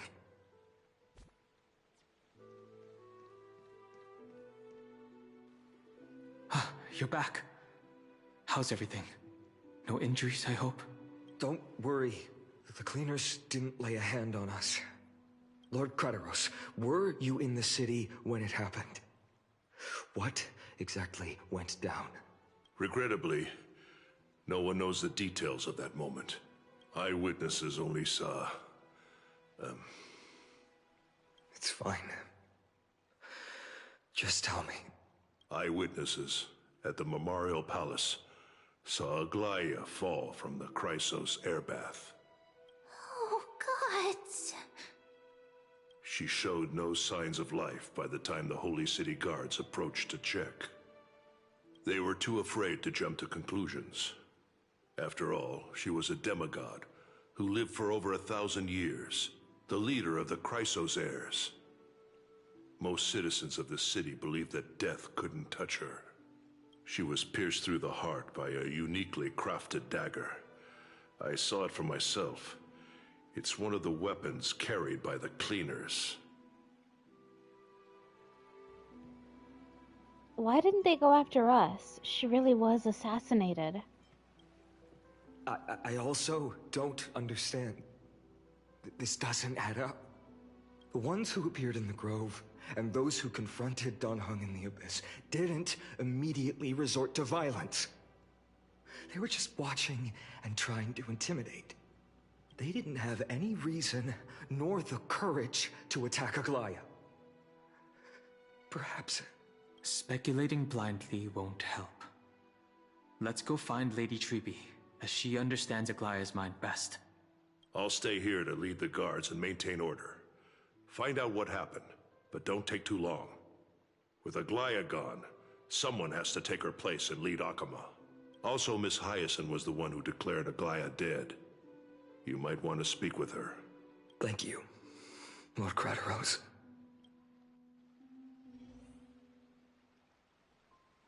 I'll stay here to lead the guards and maintain order. Find out what happened, but don't take too long. With Aglaya gone, someone has to take her place and lead Akama. Also, Miss Hyacinth was the one who declared Aglaya dead. You might want to speak with her.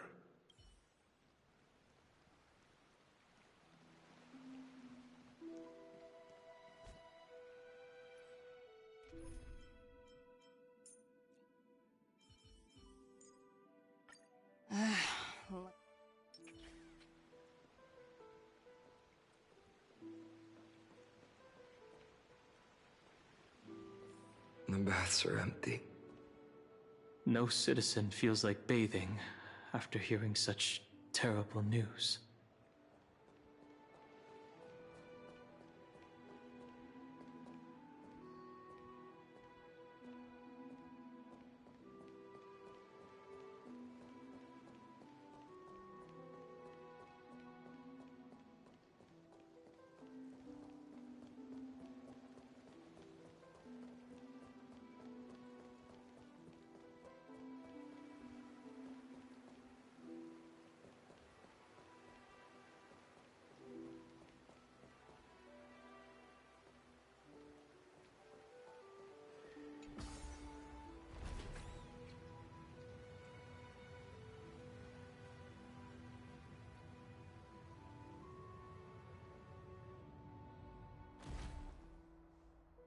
Hyacinth.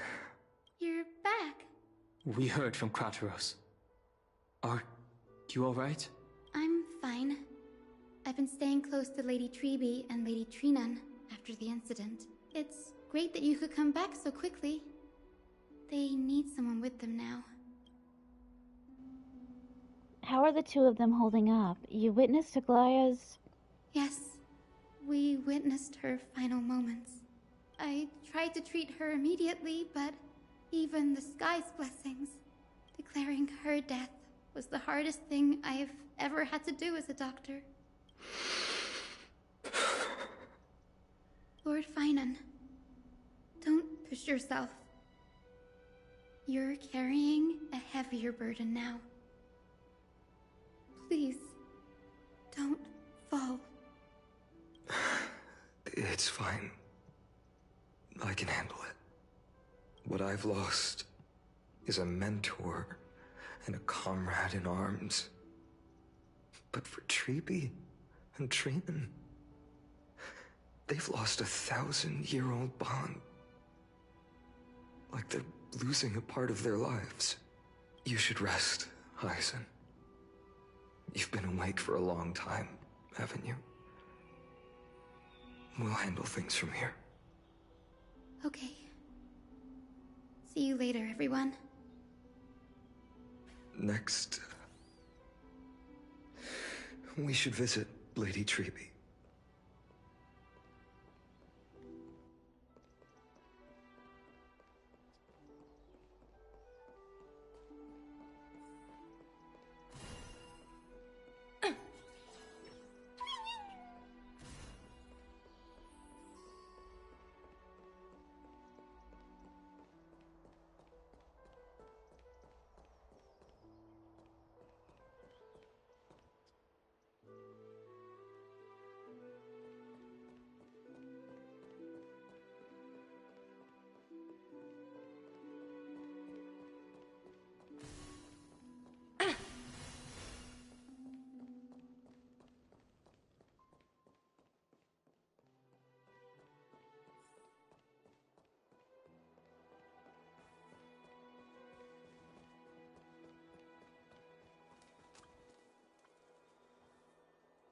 Snowy.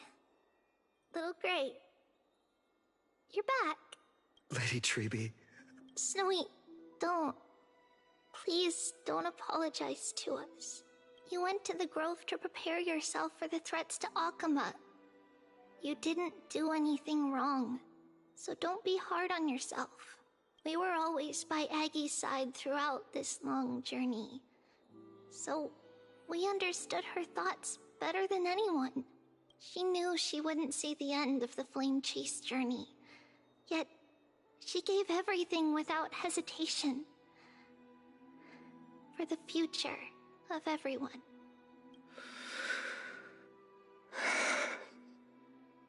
I know what Aglaya expected of me. Right now, the last thing Akama needs is a leader wallowing in self-pity. The scroll over there was entrusted to us by Aggie. She instructed us to hand it over to you when the time was right. I think now's the right time.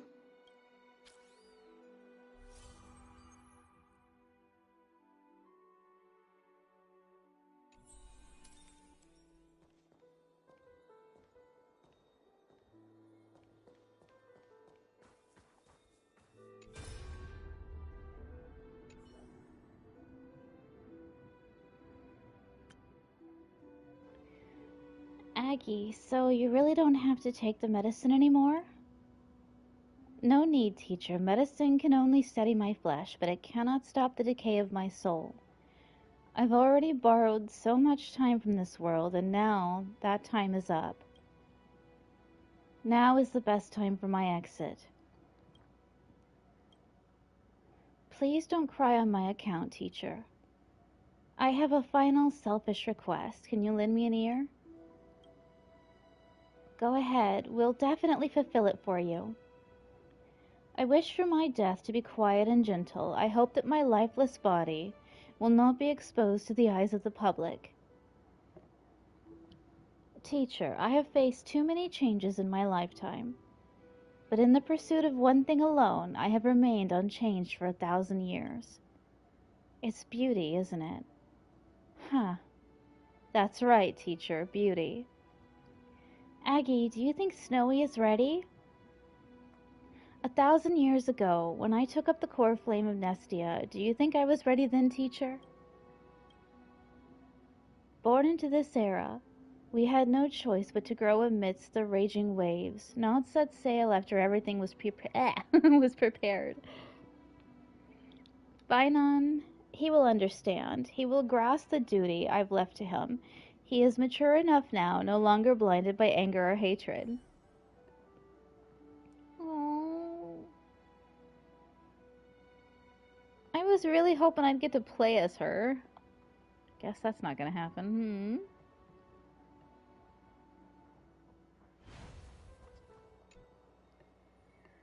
Bainan, my humble student, my trusted colleague. As I write this, you are locked in a battle of words with the Council of Elders, fighting for the survival of the flame-chased journey on a battlefield where the smoke of war is invisible. I deeply regret and feel guilty for hastily pushing you and the Trailblazer into the debate. But please forgive me. At that moment, I could not afford to show any sign of weakness before you, as it would have crushed your morale. I considered the debate a routine affair, assuming I could win merely with the support and experience we'd accumulated over centuries. But I underestimated kindness and her party's cunning, and also the deterioration of my own senses. The trap was likely set by the debater Calictus. He had prepared a severed golden thread in advance, revealing it to the public when kindness was faltering in the debate.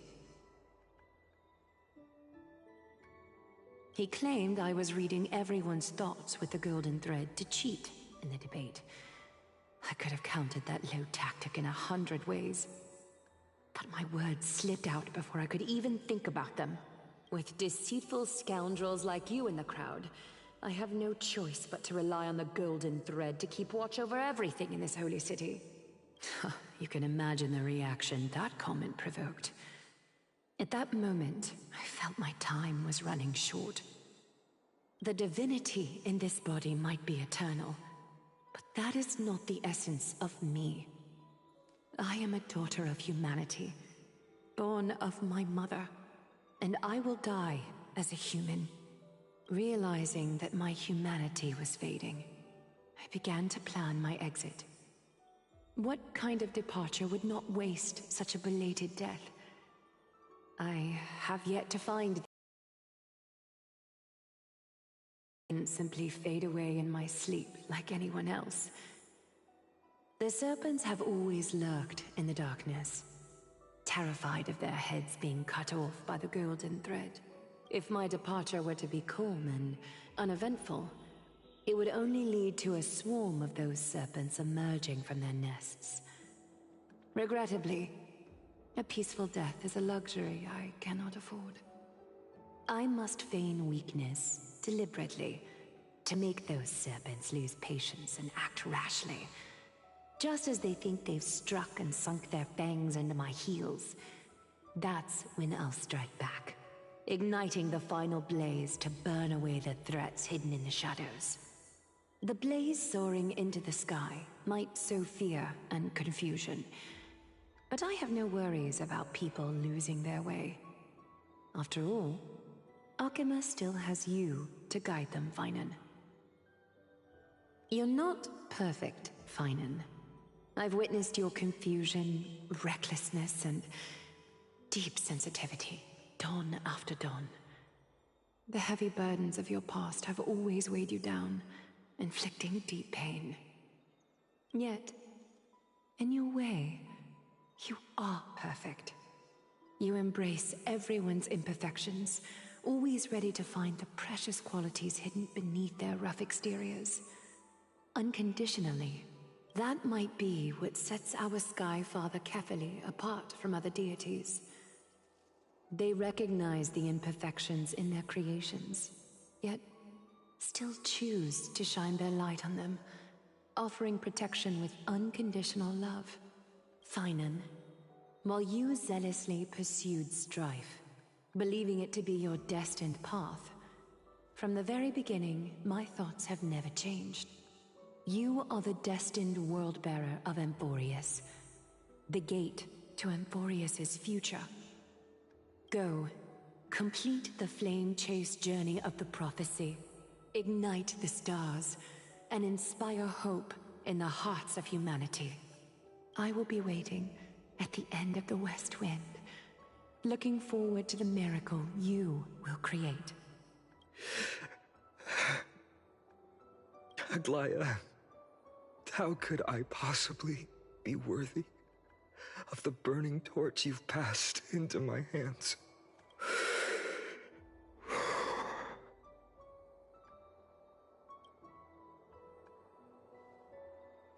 Donang, can you do me a favor? Whatever I can help with, just say the word. Please deliver a message to Lord Krateros.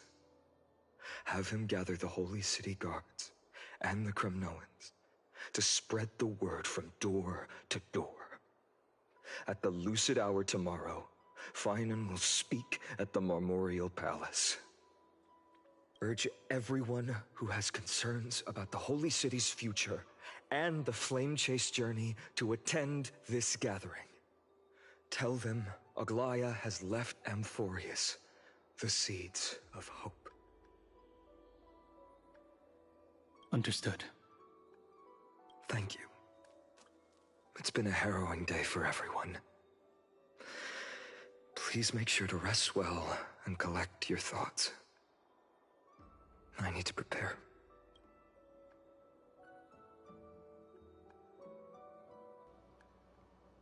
Finan, Cartonus has arrived. Cartonus?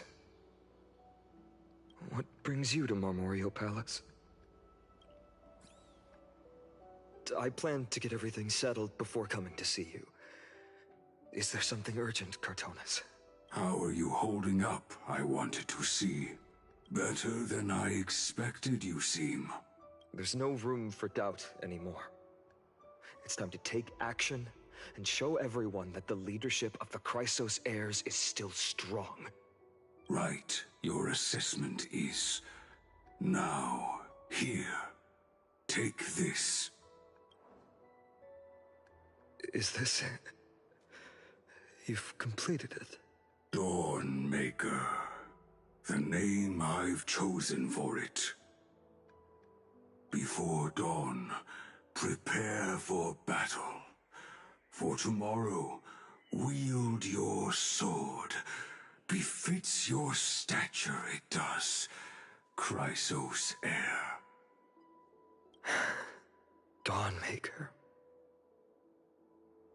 Unbelievable. You've never seen that black-clad swordmaster. You've recreated this so precisely, just from what I described. Precise, your description. Imbued it with the power of dawn I already have. Guided by your will, gleam with golden flames. Its blade will. Wield it. May triumph always be yours. Thank you, Cartonus. I will use this sword to protect the beings of Emphorius. Another thing there is.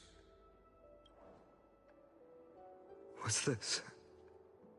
Stored here, the remnants of Aglaya's divinity are. This was her commission. Her death she had long foreseen. Can she still hear us? It's difficult to confirm. About divinity, we know very little. In this way, she wanted to be with you. Always. I understand. Let me keep it. With this, I'll have another constant companion by my side. May this world never have need for a deliverer. Someone told me long ago. But when the world dashed her hopes and fell into disarray, if she could see me now, leading from the front, rallying people against their destiny, she would surely smile.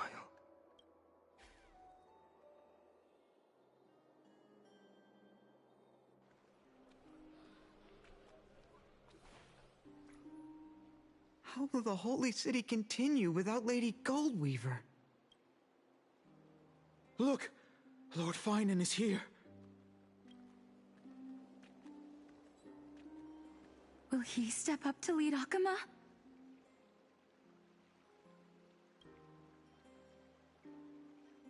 Not long ago, I spoke at the Citizens' Assembly at Dawncloud. I wrestled with every word, searching for the right ones to rally support and keep the Chrysos heirs flamed. In the end, I remembered a lesson from one of my teachers. In battles where words are weapons, outrage and blind passion often overpower reason.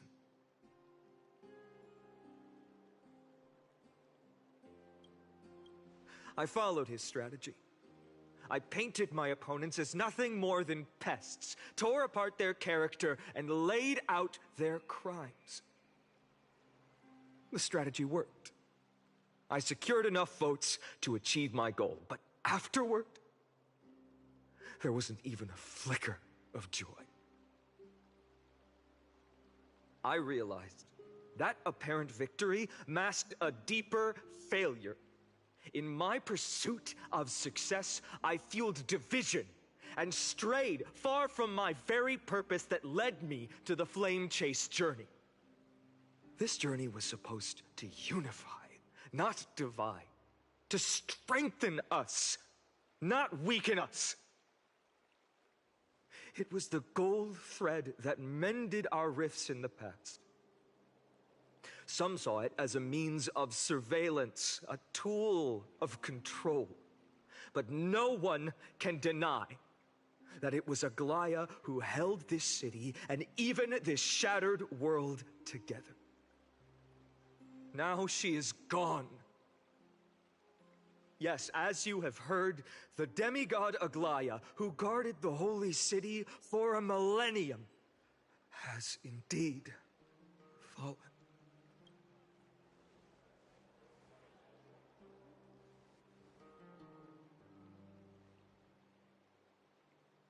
Who murdered Lady Goldweaver? Find the murderer! Make them pay!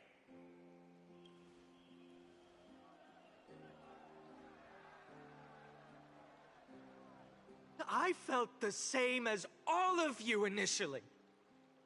I wanted to stand here beside you, to condemn the sinners, to discuss retribution, and to see justice brought down upon them. But my perspective has changed.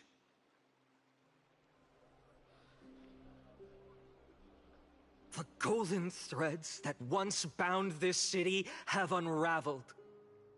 Yet no one is celebrating their freedom from control.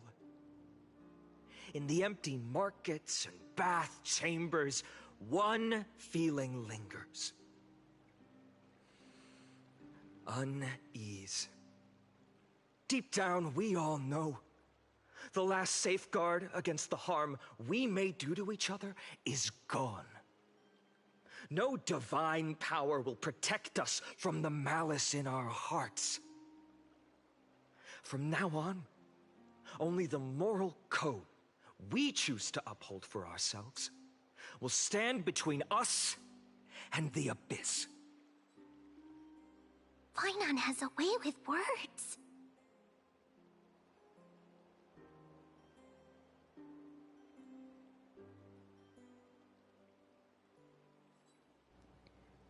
Be quiet and listen carefully. There's something special about a man of letters. If it were me up there, I could do it too. Indeed. The flame-chased journey is nearing its end. With only one Titan left for the Chrysos heirs to conquer. Aquila! Before I rise to the skies, I challenge you. Cast out the shadows and malice within your hearts. Let your spirit shine brighter than the sky itself. Let me bear witness. Even without the divine authority of romance, Akama will remain a sanctuary in these end times. A place for the kind people Aglaya dreamed of. The kind of people foretold in prophecy. A better people! Better people! Better people! Better people! Better people! Better people! Better people! I appreciate your willingness to accept the challenge. You have reminded me that Aglaya left me perhaps the simplest duty in the world. To bear the burden of creation, I need only to give one thing. It's a gift she once gave me without hesitation, and now I share it with each of you. Unshakable faith. There's still a long way to go before Amphorius is reborn. But we will not forget the past as we move forward.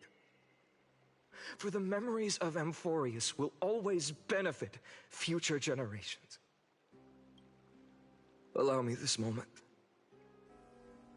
I want to borrow a few minutes of your time to commemorate a demigod who protected the holy city for a millennium. She was Akama's dressmaker, the leader of the Chrysos heirs, the Gold Weaver, Aglaya, and her greatest feat was being a selfless person.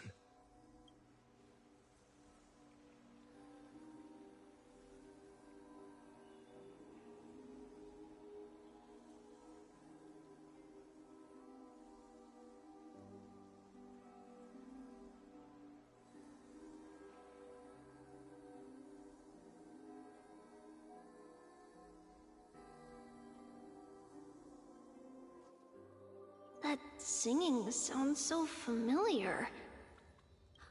That's our song, and Snowy used to love it! Yes, Lady Trian. For that child filled with anxiety, your songs always dispelled the clouds in my heart. Even if for just a moment. Snowy was so cute and kind when he was little. Now... you've grown so much. Maybe not as cute, but still just as kind. Time spares no one. so there's nothing we can do. But kindness, you helped nurture it in me.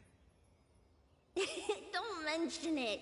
Your light is as bright as ever. Keep it up and stay strong. See you, Snowy. Goodbye, Lady Tree. I heard what you said. Are you suggesting the debate tactics I've taught you are nothing but sleight of hand? Not at all, Professor Anaxa. Honestly, without those techniques you taught me, the Flame Chase journey might not have survived. Good thing your head's still clear. The Chrysos heir of Kefali. I had no idea you had it in you while I was drilling those formulas in your head in class. Who could have thought, Professor? By the way, I've completely forgotten those formulas now. Some things never change. In our next lives, I'll teach you how to truly embrace your divine duties. I'll be waiting. Goodbye, Professor Anaxa. Miss Castros, aren't you going to say something? Lord Finan, you have always been so approachable. Ever since we first met, you've seen me as a friend. It was the first time I understood what everyday friendship was like. But that's dangerous. Dangerous? Laughing and chatting with you, I sometimes forget who I am. And for someone with my kind of power, that's a real hazard. I hadn't thought of it that way. Sorry, I forgot to consider your perspective. Please, no apologies. Despite everything, thinking back on the times we spent together makes me really happy. I feel the same. Goodbye, Finan. Goodbye, Gasteros. Aglaya. Remember, Finan, after completing the Flame Chase, leave the decision to initiate the Miracle of Genesis to the Amphorians. The Chrysos heirs are the executors of the prophecy, yet they, the people, are the true masters of this world. Rest assured, I always keep your teachings in mind. The difference between a presumptuous hero and a tyrant is a fine line, right? Well said. You've got a good memory. It's late. Anything else you'd like to add? Anything else? Even in your imagination, I'm not one to show my vulnerable side. No worries.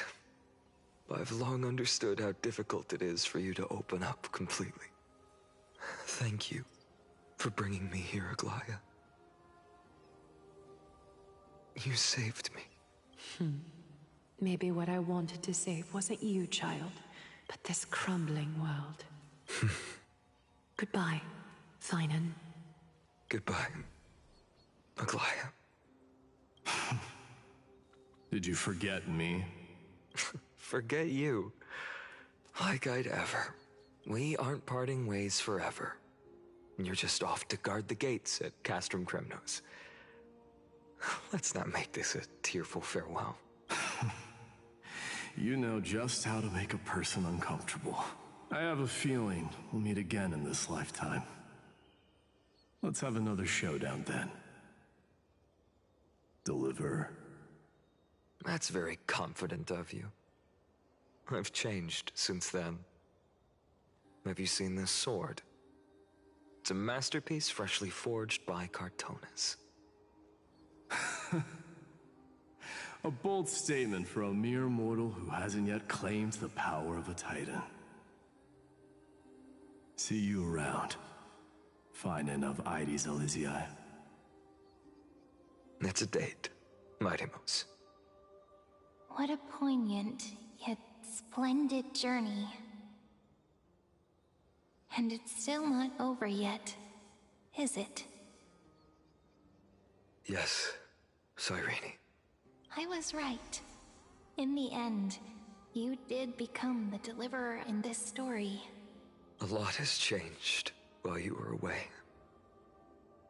I've met so many people and tried so many things. I've found new resolve. And I've let go of some attachments. I'm not the same person I used to be. But to me, you've never changed at all, Vinem.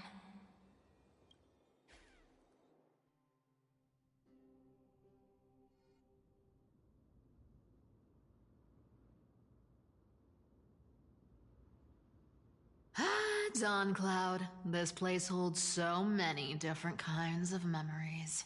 I remember you could see the Gold Weaver sign from here, all the way down the mountain. But my eyes aren't what they used to be 1,000 years ago. Cypher, you... Seamstress. Tell me, does Akuma have any treasures so rare that not even your... I mean, our shop has seen? Of course it has. I heard there's a gem of all worlds hidden somewhere in Dawn Cloud. Apparently, it's a piece that fell out of the Dawn device. It's truly a priceless treasure, being a part of Kefali's divine body. Even I, the Gold Weaver, cannot witness its glamour. Gem of all worlds. Nice! Got it! Well, please keep looking after the shop while I... Let me guess, Cypherer. You're probably already plotting to sneak into Dawn Cloud to steal that gem, aren't you? And your next move is probably trying to sell it to the highest bidder, then distribute that money to the poor and the refugees in the Holy City? Look, seamstress. Are you sure you aren't peeking into my head with your golden threads? You might be skilled at covering up lies, but your compassion is all over your face, plain as day. Don't lie to yourself. Do you honestly think this is the right thing to do, Cyphra? What else am I supposed to do? That's the only thing I can do with my power. You keep talking about how I have the potential to become a good person. Or even what people call a hero. But I don't know what I need to do to get there! I can't weave golden dresses like you! I can't sing as well as Miss Hyceelins! And I definitely don't know as much as Big Sis Treby! The only things I'm good at are the underhanded street smarts that no one even respects. But I still want to be worthy of you. I want to prove that you've made the right choice. Even thieves can dream.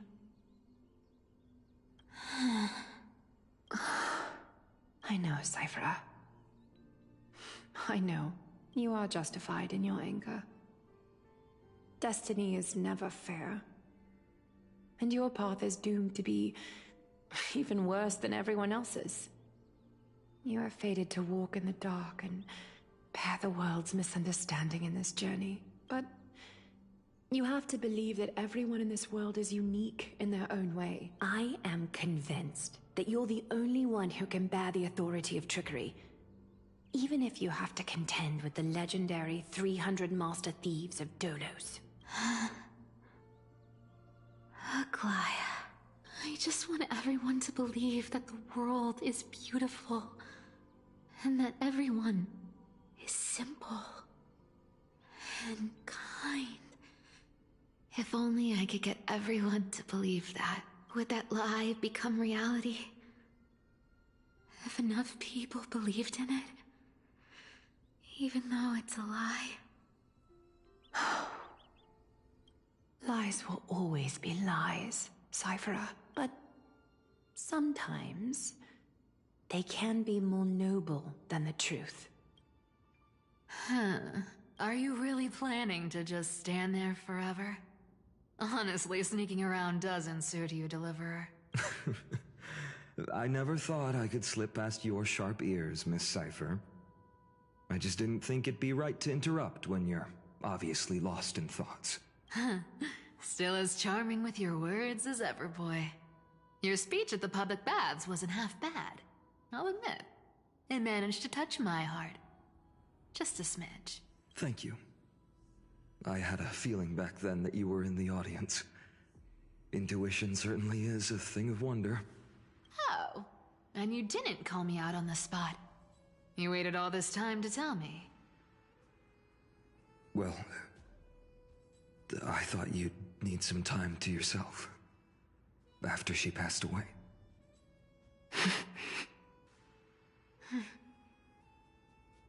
None of your business. Enough small talk. Tell me, what kind of trouble did you run into that you need me, the super old-timer, to step in?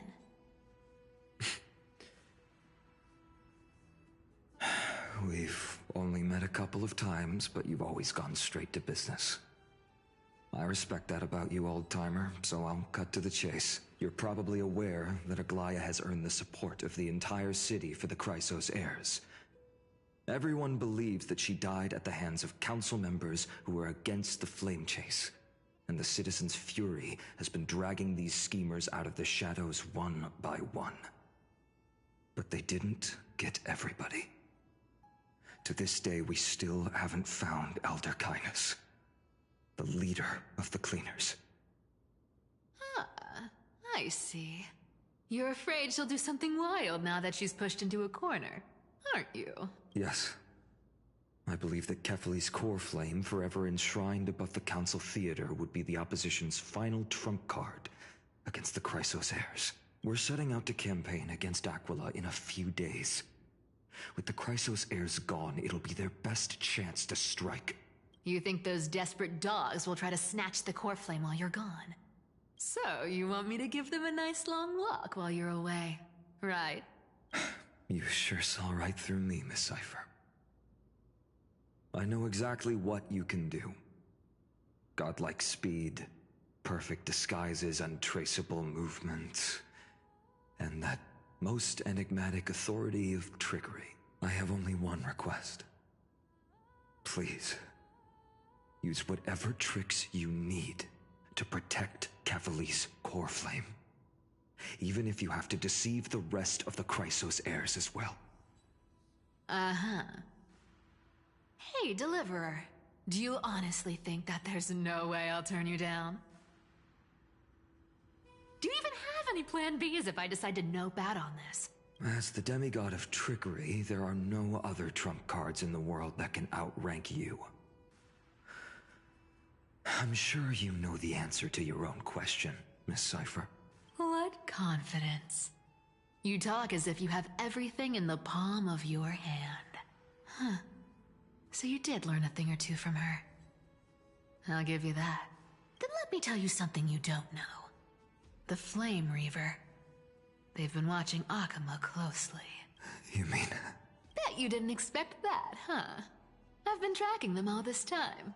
And this is my conclusion. That lunatic may have lost their mind. But they're no fool. Why do you think they haven't made a move on Akama yet? Professor Anaxa once analyzed this. He thought it was probably because Kefali's core flame was protected by the Council of Elders' secret arts. Ha! Secret arts my foot! I could break those mechanisms with a flick of my finger. Allow me to let you in on the actual secret. They probably held off from attacking Akama because the Seamstress's defense network was way tougher than you thought. Now that she's gone, and you're heading out to battle the Eye of Twilight, with the city's defenses in shambles. What a dangerous situation we find ourselves in. But since you're the one who brought it up, I'm guessing you already have a solution in mind. Just look how ridiculously calm you are right now. But you guessed it right. Consider this a 2-for-1 deal. I'll keep that lunatic entertained on top of protecting Kefali's core flame. You have my deepest gratitude. Don't forget, Deliverer. There's a fundamental truth in this world. Cyphera will always get the last laugh. Need to make sure you don't die before you pay me.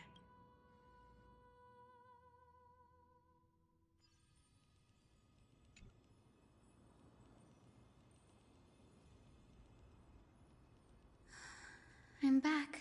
I've been trying to stay away from here since the Black Tide destroyed the grove. But the wind keeps pulling me back. Maybe that's the Twilight Courtyard's duty, after all. I know, little Ika. I know. I too miss the days when we all studied together. But we have an even more important mission this time round. Lord Finan has already set the date to campaign against Aquila. Being a descendant of the Sky People, You're right. At least I can still afford to get lost in thought once in a while. Oh, ancestors. Please wait for just a bit longer. The time I spent in the grove deserves some reminiscence.